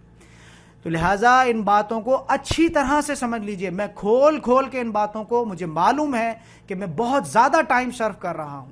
یہ تین شخصیات ریویژن کلاس میں بھی ایسا ہوگا کہ کبھی اگر آپ ریویژن کر رہے ہوں گے اس میں اور کوئی نیو اسٹوڈنٹ آیا ہوگا، آپ دیکھیں گے کہ میں فوراً بیچ میں آ جاؤں گا اور میں پھر دوبارہ سے یہ باتیں کرنا شروع کر دوں گا. اس کی وجہ کیا ہے؟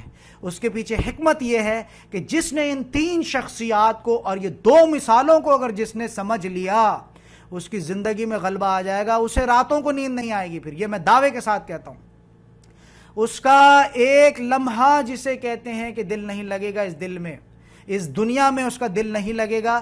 باقی یہ ہے کہ وہ موت کے لیے دعائیں تو نہیں کرے گا، لیکن یہ ہے کہ اس کو انتظار رہے گا کہ کب میری اللہ سے ملاقات ہوتی ہے، کب میری اللہ سے یہ جو دھوکے کا جو سامان ہے، متاع الغرور، کب میرا جو اس سے جان چھوٹے گا، اور یہ تمام جتنے فتنے میری کب ان سے جان چھوٹے گی.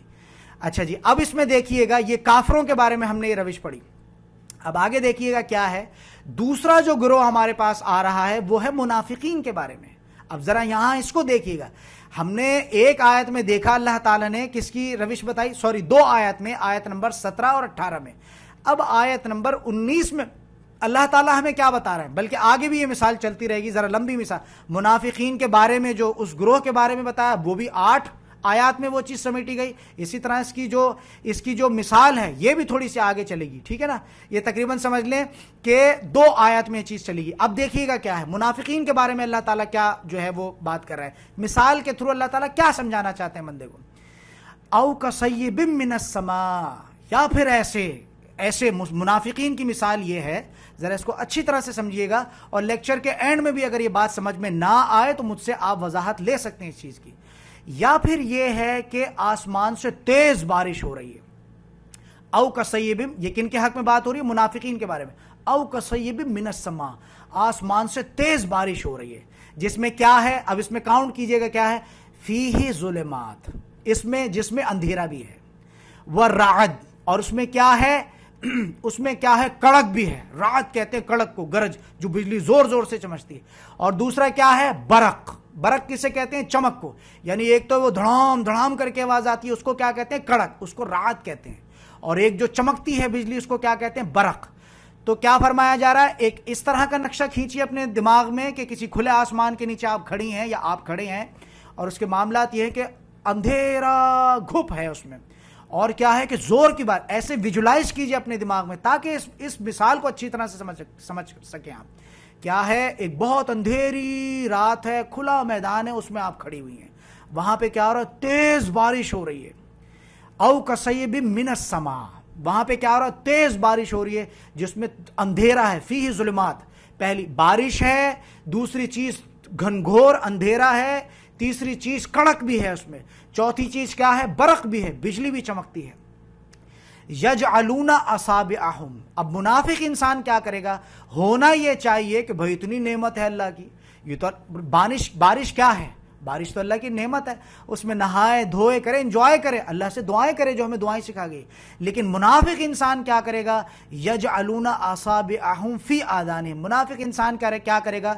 آج کے دور میں بھی اگر دیکھا جائے، موت سے کون سا انسان ڈرتا ہے؟ منافق انسان، جس نے ساری زندگی اپنی کھپا دی دنیا کے معاملات میں. اب اس کو موت ہے، بھائی کیسی باتیں کر رہے ہو، یہ کیا بات کر دی، اللہ معاف کرے، کیسی بھائی تم ہر وقت مایوس ہو گیا، تم تو ہر وقت جو ہے موت کی باتیں کرتے رہتے ہو. حالانکہ اس کے برعکس محمد رسول اللہ نے کیا سکھایا؟ 3 بار کم سے کم اپنی موت کو یاد کرو.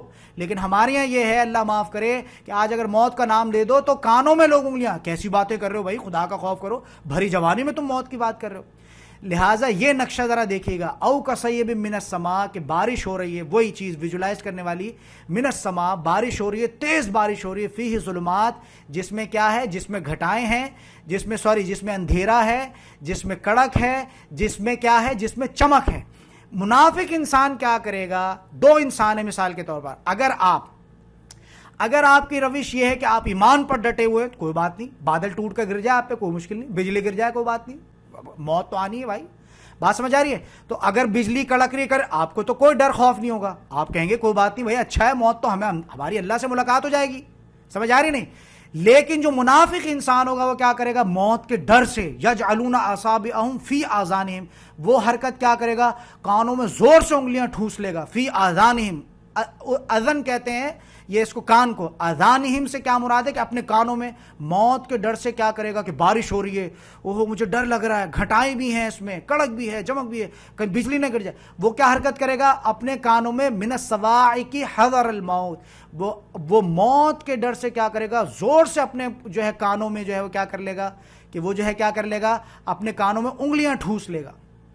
کیوں؟ کہ کہیں ایسا نہ، اللہ کے بندے کانوں میں انگلیاں ٹھوسنے سے تمہیں جو ہے وہ شاید کڑک کی آواز نہ آئے، باقی چمک ہے تو وہ تو بجلی تم پہ گر کے، کانوں میں انگلیاں ٹھوسنے سے بجلی نہیں گرے گی، یا کانوں میں انگلیاں ٹھوس لینے سے تمہیں بارش محسوس نہیں ہوگی، یا کانوں میں انگلیاں ٹھوسنے سے تمہیں جو ہے وہ اندھیرا محسوس نہیں ہوگا، سارا محسوس ہوگا. اگر بجلی نے گرنا ہے تمہارے اوپر تو گرے گی، کانوں میں انگلیاں ٹھوسنے سے کیا ہوگا؟ اسی طرح سے کہ یہ جو منافقت کی جو روش ہے، کانوں میں انگلیاں ٹھوسی ہوئی انہوں نے. بھائی کانوں میں انگلیاں نہ ٹھوسو، حقائق کو پڑھو. ہم بھی آج کے دور میں جب کسی سے قرآن کی بات کریں، کانوں میں انگلیاں ٹھوس رہے ہیں لوگ. ارے بھائی آ جاؤ، تھوڑا سا بات کو سمجھ لو، تھوڑا سا بات کو دیکھ لو کہ کیا معاملات ہے. اس کے بعد ٹھیک ہے، تم جو چاہو تمہارے دل میں جو آئے کرنا، کم سے کم غفلت میں تو نہ مرو. تو آ کے بات سنو تو صحیح. لیکن کیا ہے کہ وہ دنیا کی محبت میں کانوں میں انگلیاں ٹھوس کے رکھی ہیں، بات سننے کے لیے بھی تیار نہیں ہے. حذر الموت. اب یہ حذر الموت کیا ہے؟ موت کے ڈر سے. تعویل خاص میں اس چیز کو دیکھیے گا. اب اس کو جو مثال کی شکل میں جو بات سمجھائی جا رہی ہے وہ کیا ہے؟ مثال کے طور پر محمد رسول اللہ آئے ہیں. اب دیکھو یہ مثال ہے، یہ ایک تو مثال کی ظاہری شکل ہے جو وہ اندھیرے میں آپ کھڑی ہیں، یہ جو بھی ہے. اب مثال کی ذرا باطنی شکل دیکھنا. محمد رسول اللہ آئے ہیں جس میں اندھیرا ہے. اندھیارا کن چیزوں کا؟ غفلت کا اندھیارا ہے. لوگ بتوں کی پوجا کر رہے ہیں، کسی نے اللہ کا بیٹا بنا دیا معاذ اللہ، کسی نے فرشتوں کو اللہ کی بیٹیاں بنا دیا. اندھیرا ہے. پھر اس کے بعد کیا ہے؟ ظلمات، اندھیرا ہے، ٹھیک ہے. پھر اس میں یہ ہوتا ہے کہ آسمان سے تیز بارش ہوتی ہے، محمد رسول اللہ آئیں، رحمت کی بارش ہو رہی ہے، اس میں کڑک بھی ہے۔ کڑک سے مراد کیا ہے؟ کوئی بھی انسان کی شخصیت میں جب کسی چیز کا چینج آتا ہے کڑک ہوتی ہے، وہ بجلی کڑک رہی ہے، وہ ساری چیزیں، اس میں جنگ ہے، قتال، یہ کڑک کے ساتھ ہو رہا ہے، بجلی چمک رہی ہے، نور آ رہا ہے، روشنی آ رہی ہے، ساری چیزیں آ رہی ہیں۔ لیکن منافقین کی روش کیا ہے کہ انہوں نے محمد رسول اللہ کی بات سننے سے بھی انکار کر دیا، انہوں نے اپنے کانوں میں انگلیاں گھسیڑ لیں، فی آذان من الصواعق کے حذر الموت، کہ یہ آ گئے محمد رسول اللہ، انہوں نے جنگ کی بات کرنی ہے، انہوں نے قتال کی بات کرنی ہے، انہوں نے کہنا یہ حصہ پیش کرو، یہ حصہ پیش کرو، یہ جائیداد بیچو، یہ تو بڑا خسارہ ہو جائے گا۔ میں پہلے بھی بتا چکا ہوں بھائی، صرف محمد رسول اللہ کو ایکسیپٹ کر لینے میں کوئی مسئلہ تھوڑی ہے، مسئلہ تو یہ آ جائے گا کہ وہ تو جہاد کا کہیں گے، کل کو وہ تو قتال کا کہیں گے، وہ تو کہیں گے گھر چھوڑو، جیسے کہ چھوڑ کے نکلے۔ مکہ میں کیا معاملات ہوئے؟ مکہ میں اپنی گھرستیاں بسی ہوئی، رجی بسی ہوئی، اپنے کھیت، اپنے باغات، اپنے بھرے ہوئے کھیت، جس کو فرنشڈ جس کو آج کے دور میں کہتے ہیں، فرنشڈ اپارٹمنٹس، بھرے ہوئے ہستی بستی کھیتیاں اپنی،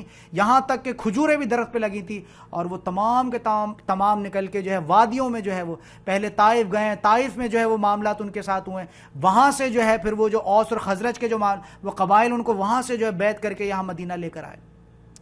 تو لہٰذا معاملات سمجھ لیجئے گا کہ کیا ہے کہ موت کے ڈر سے جو ہے انہوں نے کیا کیا ہے کہ یہ جو ہے کانوں میں انگلیاں ٹھوس لی ہیں۔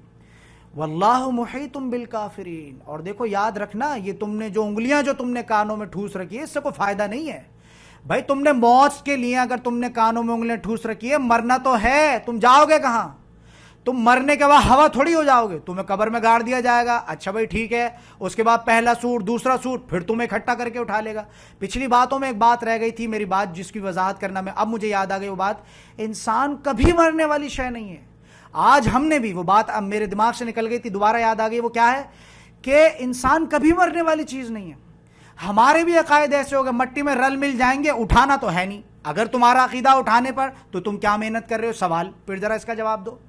اگر تمہارا عقیدہ ہے کہ تم دل سے، نہیں جی ہم تو دل سے کہتے ہیں، اچھا دل سے کہتے ہو تو پھر بتاؤ تمہارا عقیدہ کیا ہے؟ تم کچھ کر رہے ہو اس دن کے لیے کہ نہیں وہ تو یوں ہے، وہ تو پھر اس کا مطلب تمہارا عقیدہ نہیں ہے۔ تم اگر میٹرک کے ایگزام کی پریپریشن کر رہے ہو تو وہ اس لیے کہ رزلٹ آئے گا، تم پڑھو گے اس کے لیے ایگزام دو، تمہارا یقین ہے تو تم پڑھائی کرتے ہو۔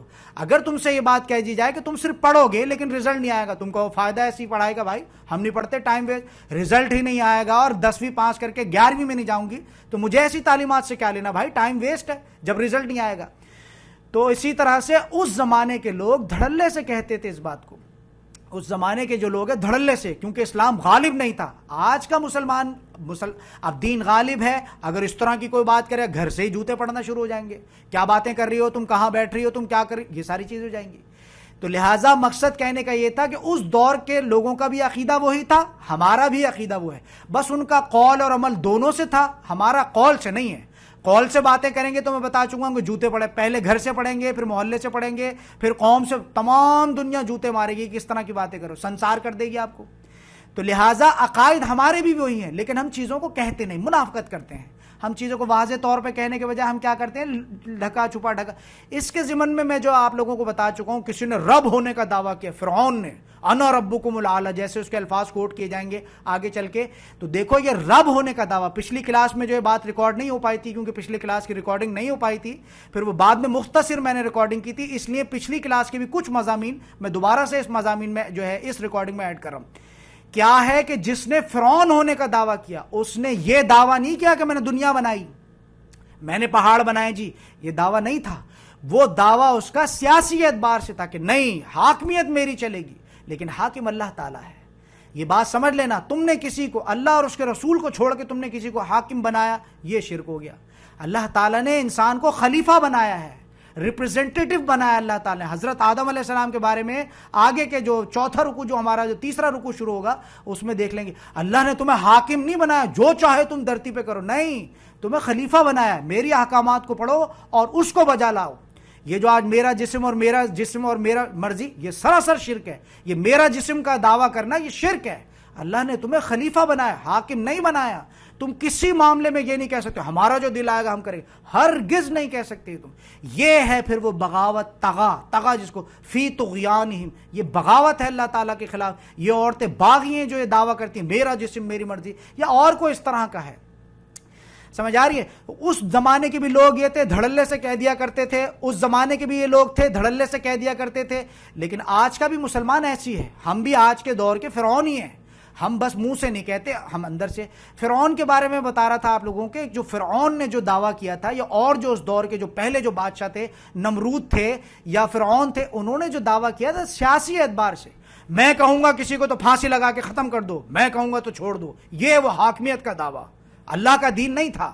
یعنی وہ سیاسی اعتبار سے جو ہے یہ دعویٰ کرنا جو ہے پھر وہ چیز ہوتی ہے. حاکم خود کو کہنا کہ نہیں، حکمت جو ہے، حکومت جو ہے وہ ہماری ہے.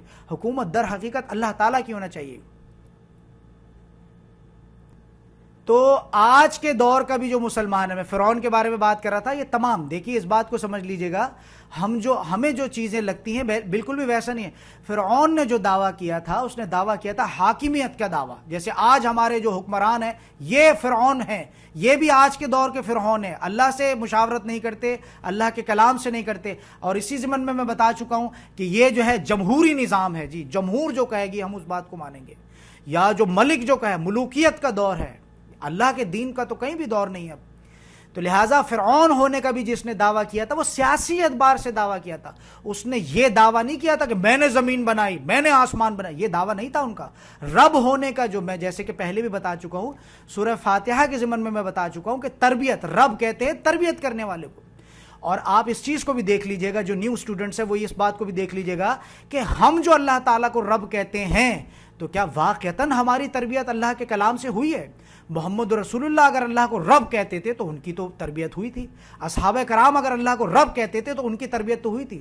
کیا ہماری تربیت آج قرآن سے ہوئی ہے؟ یہ جھوٹ ہے، بہت بڑا جھوٹ ہے جو ہم اللہ کو رب کہتے ہیں. کیا ہم میں سے کون ہے ایسا جس کی تربیت قرآن سے ہوئی ہے؟ اللہ کے کلام سے اگر تمہاری تربیت ہوئی ہے تو تم اللہ کو رب کہہ سکتے ہو. لیکن یہ کہ ہم تو بہت ساری چیزوں میں اس طرح سے گمراہیوں میں ہم جو ہے وہ ہوا ہوا معاملات. اب اس کے بعد جو چیز میں بتا رہا تھا وہ کیا ہے؟ واللہ محیط بالکافرین، کہ تم کہاں جاؤ گے بھاگ کر؟ تمہیں قبر میں گاڑ دیا جائے گا، دفنا دیا جائے گا، پہلا سور پھونکا جائے گا، دوسرا سور پھونکا جائے گا، تیسرا سور اس پہ اکٹھا کر کے پور اکٹھا کر کے تمہیں جمع کر لیا جائے گا. اور اس کے بعد یا یہ ہے کہ تمہیں ہمیشہ کے لیے تمہیں جنت میں ڈال دیا جائے گا، یا ہمیشہ کے لیے تمہیں جہنم میں ڈال دیا جائے گا. تو یہ موت کہاں ہے بھائی؟ یہ تو تھوڑا سا وقفہ ہے جس میں تمہیں سلا کے رکھا ہے. پچھلی کلاس میں وضاحت کی تھی اس چیز کی، وقفہ کیوں ہے یہ. اب اس وقفے کی جو ہے وہ حکمت سمجھ لینا. یہ جو قبروں کا سسٹم ہے، مردے کو دفنایا جاتا ہے، قیامت کا دن، اس کی مثال میں نے دے کے آپ کو یہ بات سمجھائی تھی کہ قیامت کا دن اللہ تعالیٰ نے کیوں رکھا ہے، تاکہ وہ اس روز ان لوگوں کو اٹھائے جو دنیا میں ہمارا مذاق اڑاتے تھے، جو محمد رسول اللہ کا مذاق اڑاتے تھے، جو اصحابہ کرام کا مذاق اڑاتے، جو تابعین تبع تابعین کا مذاق اڑاتے تھے، جو علماء کا مذاق اڑاتے دنیا میں، جو مومنین کا مذاق اڑاتے تھے، جو آج کے دور کے جو داعی ان کا مذاق اڑاتے تھے. بروز قیامت تمہیں بھی اٹھائے گا، ان کو بھی اٹھائے گا، اور عبرت کے طور پر تم سے جو ہے ان چیزوں کا حساب لے گا. تم ہنستے تھے دنیا میں، آج یہ تم پر ہنسیں گے. اس کی میں مثال دے کر سمجھاتا ہوں. ایگزام تو جتنے بھی بچے ہیں چھپ لپ کے کرتے ہیں، لیکن جو ڈے آف رزلٹ جو ہوتا ہے اس پہ بڑا اسٹیج بنتا ہے اور بڑے معاملات کیوں ہوتے ہیں؟ وہ اس لیے ہوتے ہیں تاکہ عبرت دلائی جائے. کوئی اسٹوڈنٹ نالائق ہے تو وہ ذرا دیکھے یار اس کو کس طرح سے تمغہ دیا جا رہا ہے، اس کو کیسے ٹرافی مل رہی ہے، کیسے تالیاں بج رہی ہیں اس پہ. یہ معاملات ہیں بروز قیامت کے. اگر اللہ چاہے وہ اس چیز پر بھی قادر ہے، یہاں تم مرتے ہو، یہاں تمہیں جو ہے وہ جنت میں ڈالے، یہاں تمہیں جو ہے وہ دوزخ میں ڈالے. لیکن وہ نہیں، اس کی حکمت یہ کہ تمہیں اٹھائے گا بروز قیامت، اور یہ جو لوگ دنیا میں ہنستے تھے ان کو ہنسوائے گا ان پر، اور ان کو ہنسوائے گا اس پر. یہ ہے قیامت کے دن کا فلسفہ. یہ ایک دن مقرر کر لینا اور ایک بالکل پرومپٹ وقت پہ سارے لوگوں کو جمع کر لینا، اکٹھا کر لینا، ان کو اٹھا لینا کہ جو جھٹلاتے تھے اس دن کو، ساری بھاگ دوڑ ان کی جو ہے وہ دنیا کے لیے تھی. یہ وہ لوگ جو ہے ان کو اٹھا کے کھڑا کرے گا ایک ثم لتسألن یومئذ عن النعیم. کسی غفلت میں مت رہنا کہ اللہ بڑا غفور رحیم ہے. اللہ غفور الرحیم ہے جب ایک لمحہ صرف کرو گے. میں بتا چکا ہوں کہ اللہ تعالیٰ نے ہمیں پیدا ہی اس لیے کیا ہے کہ ہم اس کی بندگی کر سکیں. اب یہ بندگی کیا ہے؟ وما خلقت الجن والانس کیا ہے؟ الا لیعبدون. کیا مراد ہے اس سے؟ کہ تم بندگی کرو. اب بندگی کو کیا بنا دیا ہم نے؟ یعبدون سے ہم نے لگا عبادت، پہلے تو اس کو عبادت دے دیا، اور عبادت سے مراد یہ ہوگی جی نماز روزہ، بس یہ بندگی سے مراد ہے کہ ہمہ تن ہمہ وجوہ اللہ کے قرآن کی پیروی کرنا اور اللہ کے رسول کی جو ہے یہ بندگی، پراپر لائف اسٹائل. یہ افتؤمنون ببعض الکتاب وتکفرون ببعض نہیں کہ تم نے ایک طرف حجاب کر لیا دوسری طرف بے حیائی کے کاموں میں ہو، ایک طرف تم نے حجاب کر لیا، پورا کا پورا تمہیں اسلام میں داخل ہونا پڑے گا، کسی غفلت میں مت رہنا کہ یہ کر دیا تو بڑا تم نے اللہ پہ تم نے احسان کر دیا، یا یہ کر دیا تم نے بڑا رسول اللہ پہ احسان کر دیا، ایسا بالکل بھی نہیں ہے. تو لہٰذا یہ جو اس دن کا فلسفہ ہے، قیامت کے دن کا فلسفہ سمجھ لینا کہ تم سب کو اٹھا کے کھڑا کرے گا، اور جو دنیا میں مذاق اڑاتے تھے ان کو اس طرح سے، اور جو پھر وہ سارے یہ ہے وہ دن، اسٹیج لگے گا، ایک عدالت بنے گی جس پہ اللہ تعالیٰ براجمان ہوں گے. پھر وہ صفات کے ضمن میں آپ لوگوں کو آگے چل کے اس بارے میں بتاؤں گا کہ وہ ہیئرنگ شروع نہیں ہوں گی. یہ جو آج ہم نے غلط عقائد بنا دیے ہیں قرآن اور حدیث کے خلاف کہ وہ تو یوں ہوگا اور یوں ہوگا محمد رسول اللہ، وہ جو ہیئرنگ شروع نہیں ہوں گی اور اللہ کا مزاج نہیں بنے گا کہ وہ ہیئرنگز بھی شروع نہیں کرے گا، وہاں پہ محمد رسول اللہ ایک طویل سجدہ کریں گے. یہ حدیث انشاءاللہ میں بتا چکا ہوں کہ انشاءاللہ اس کو پراپر لیکچر بنا کے میں آپ لوگوں کے سامنے پیش کروں گا آگے چل کے، اس کے لیے آپ کو صبر کرنا پڑے گا. تو وہ ہیئرنگز جو شروع نہیں ہوں گی کہ پھر امت پہلے حضرت ابراہیم کے پاس جائے گی، پھر فلانے کے پاس، حضرت ابراہیم کہیں گے میں نے تو بڑا توریہ کیا ہے، میں نے کچھ باتوں کو لے کے کیا ہے، میں تو بڑا ڈرتا ہوں اللہ سے، میں تو آج کے دن نہیں بھائی میں تو نہیں جا سکتا. اسی طرح سے پھر وہ حضرت عیسیٰ کے پاس جائیں گے، وہ کچھ کہیں گے، ہاتھ بری ذمہ ہو جائیں گے. پھر تیسرے کے بعد، پھر چوتھے کے بعد، پھر پانچویں کے بعد، پھر اس کے بعد جو ہے امت کے بڑے بڑے جو لوگ ہوں گے تمام وہ جڑ کر جائیں گے محمد رسول اللہ کے پاس، اور اس کے بعد جو وہ سجدہ کریں. اوتھینٹک حدیث میں آپ کو یہ ہے، وہ اصل بات جو ہے وہ یہ ہے جو جس کو غلط مسکوٹ کیا جاتا ہے.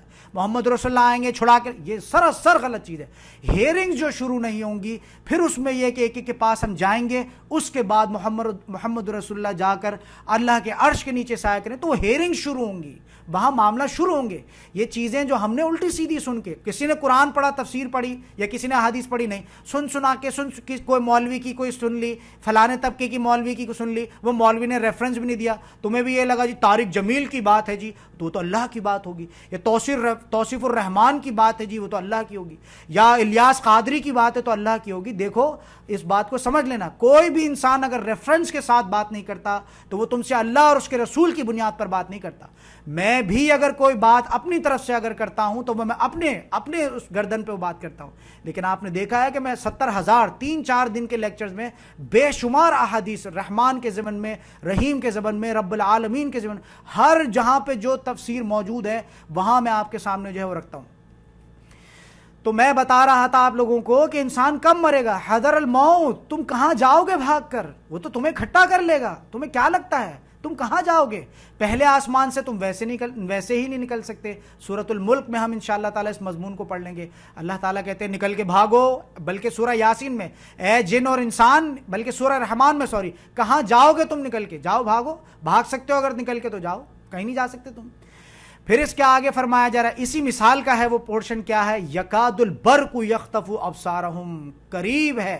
یہ جو روش تم نے اختیار کر رکھی ہے، تعویل عام میں جو ہم نے کر رکھی ہے، تعویل خاص میں جو محمد رسول اللہ کے جو اس دور کے جو منافقین تھے، یہ جو روش تم نے اختیار کر رکھی ہے اس میں کیا فرمایا جا رہا ہے، یکاد البرق یخطف ابصارہم. تو کیا اللہ اس چیز پر قادر نہیں کہ تمہیں موت دے دے؟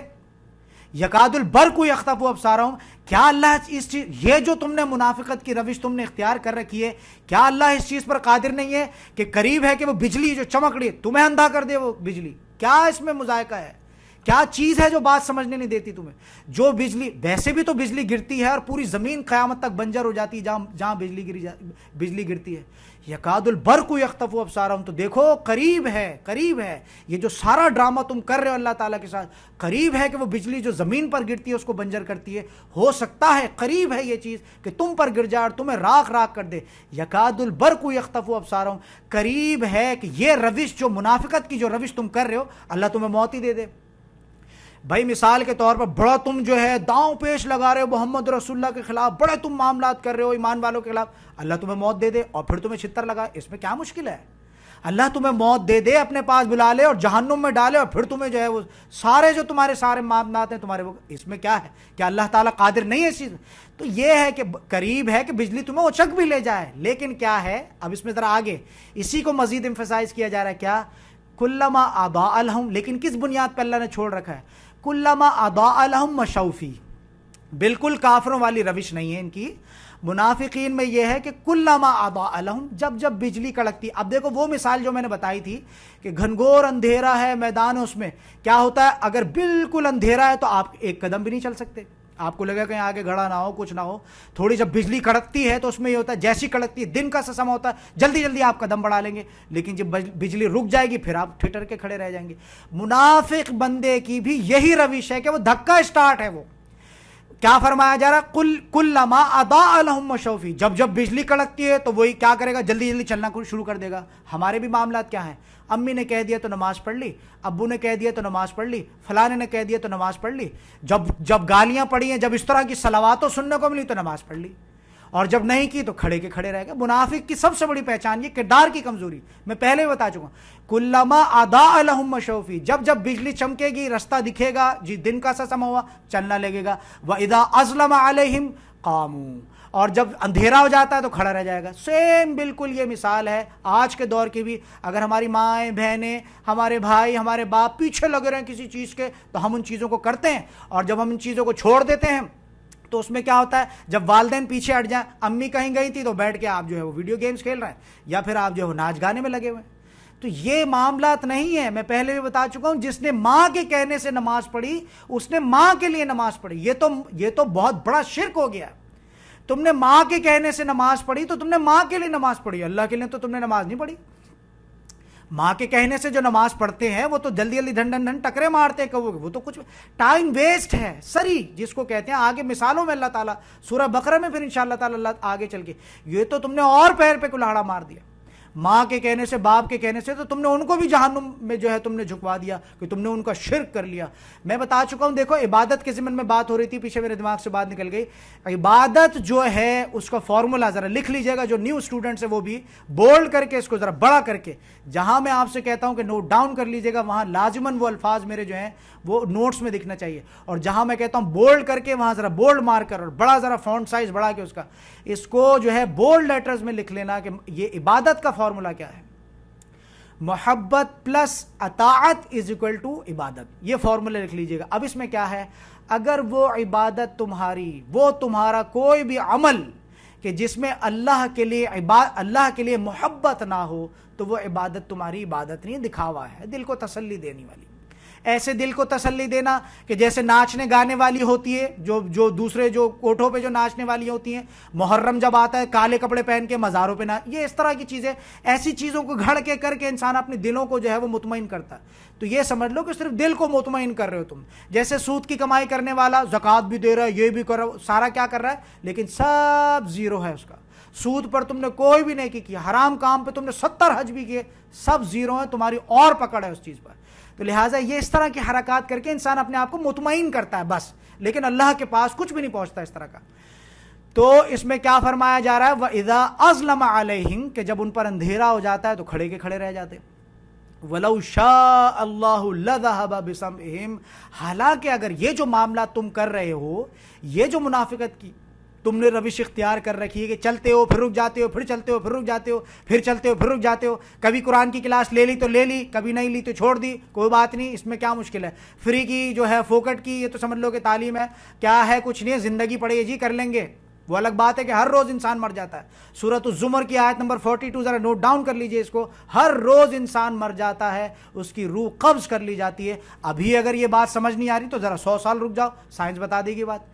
جیسے 7 آسمان، یہ کائنات، یہ چیزیں نہیں سمجھ آتی، کوئی بات نہیں، سائنس نے سمجھا دی نا، یہ بات سمجھ میں آ گئی کوئی اچھی طرح سے کہ وہ کیا ہے جی، اس میں کیا معاملات ہیں، ایک گولا ہے، 100 گولے ہیں، کروڑ گولے ہیں، وہ سارے گولے ملا کے کیا کرتے ہیں جی، ایک گیلیکسی بنتی ہے، پھر وہ کروڑ ارب گیلیکسیز ملا کے جو ہے وہ galaxies, super galaxies, cluster, super cluster, وہ تمام مل کے جو کائنات، اور وہ ایک آسمان۔ اب سمجھ میں آ رہی ہے نا کہ کیا ہے، تو 100 سال بعد تمہیں، لیکن تم غفلت میں مر گئے۔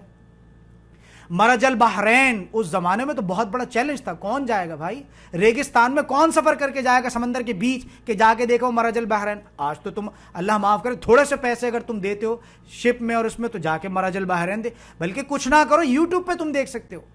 آج کے دور میں تو ہر چیز جس کو کہتے ہیں قرآن، 90% قرآن ریویل ہو چکا ہے.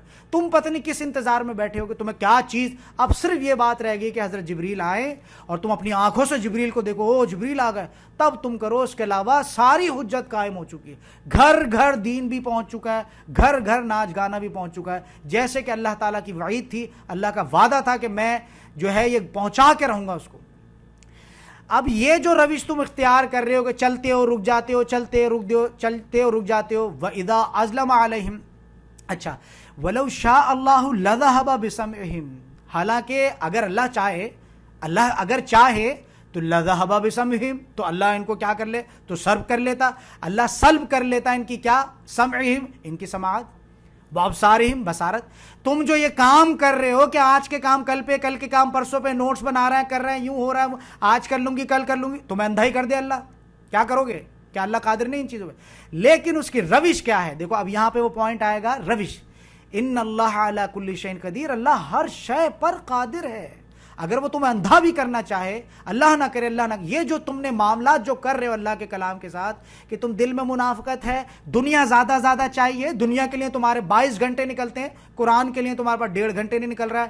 نوٹس کے پیچھے بھی ایسے لگا جا رہا ہے کہ جیسے کوئی تم سے کوئی ادھار مانگنے کے لیے جس طرح سے ہوتا ہے کہ انسان صبح دوپہر شام انسان پیچھے لگا رہتا ہے، اور وہ سامنے والا جو منہ چھپاتا ہے. میں آپ لوگوں کو میسج کرتا ہوں گروپ میں، منہ چھپا چھپا کے میسج چیک کرتے ہو لیکن دیکھتے بھی نہیں. کیا معاملات کر رہے ہو اللہ تعالیٰ کے ساتھ؟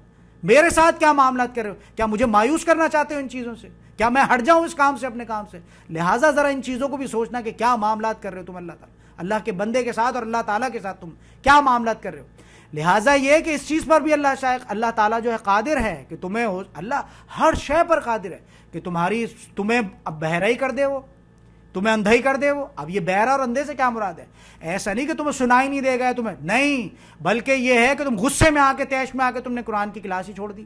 اب یہ ہے کہ تم دنیا داری میں ایسے لگو گے، یار کیا ہر روز آخرت آخرت آخرت آخرت، سر نے تو دماغ ہی کھا رکھا تھا، الحمدللہ جان چھوٹی. اب یہ ہے کہ وہ دنیا داری میں ایسا تمہیں لگائے گا، ایسا تمہیں لگائے گا، اتنی تمہیں اولادیں دے گا، اتنا تمہیں مال دے گا، لیکن تمہیں ہدایت نہیں دے گا. لیکن تمہیں کیا کرے گا کہ تمہیں ہدایت نہیں دے گا. یہ بات یاد رکھنا. اور ہدایت جو ہے وہ سب سے بڑی نعمت ہے. اگر اللہ نے تمہیں مال دیا ہے، اللہ نے تمہیں مال دیا ہے اور اس کے ساتھ تمہیں ہدایت نہیں دی، تو وہ ہدایت، وہ مال تمہارا مال نہیں، تم عیاشیوں میں. یہ ڈاکٹر اسرار رحمہ اللہ کا قول جو ہے ان کا میں کوٹ کر رہا ہوں کہ اللہ نے تمہیں پیسہ دیا ہے لیکن تمہیں ہدایت نہیں، تم عیاشیوں میں اس کو جو ہے تم اڑا دو گے. اس پہ نعمت کہاں ہوا وہ پیسہ تمہارے لیے؟ تمہیں جو پیسہ مل رہا ہے اللہ کے بندو، وہ تو تم عیاشیوں میں لگا، نعمت کیسے؟ وہ تو تمہارے لیے پکڑ کا باعث بن جائے گا. اسی طرح سے اولاد اللہ تعالی نے دی ہے، اللہ نے اولاد دی ہے، اگر وہ اولاد تم نے اللہ کے کام میں نہیں لگائی تو تمہارے لیے وہ تو سمجھو کہ نسخہ ہلاکت بن جائے گا. شفاعت کی جگہ نسخہ ہلاکت بن جائے گا. تو لہٰذا یہ سمجھ لینا، مال ہے، دولت ہے، پیسہ ہے، دنیا، سب کچھ ہے، اگر اس کے ساتھ ہدایت نہیں ہے تو یہ ساری چیزیں آپ کے لیے جو ہے وہ ہلاکت کا باعث بن سکتی ہیں. بارک اللہ لی ولکم فی القرآن العظیم ونفعنی وإیاکم بالآیات والذکر الحکیم.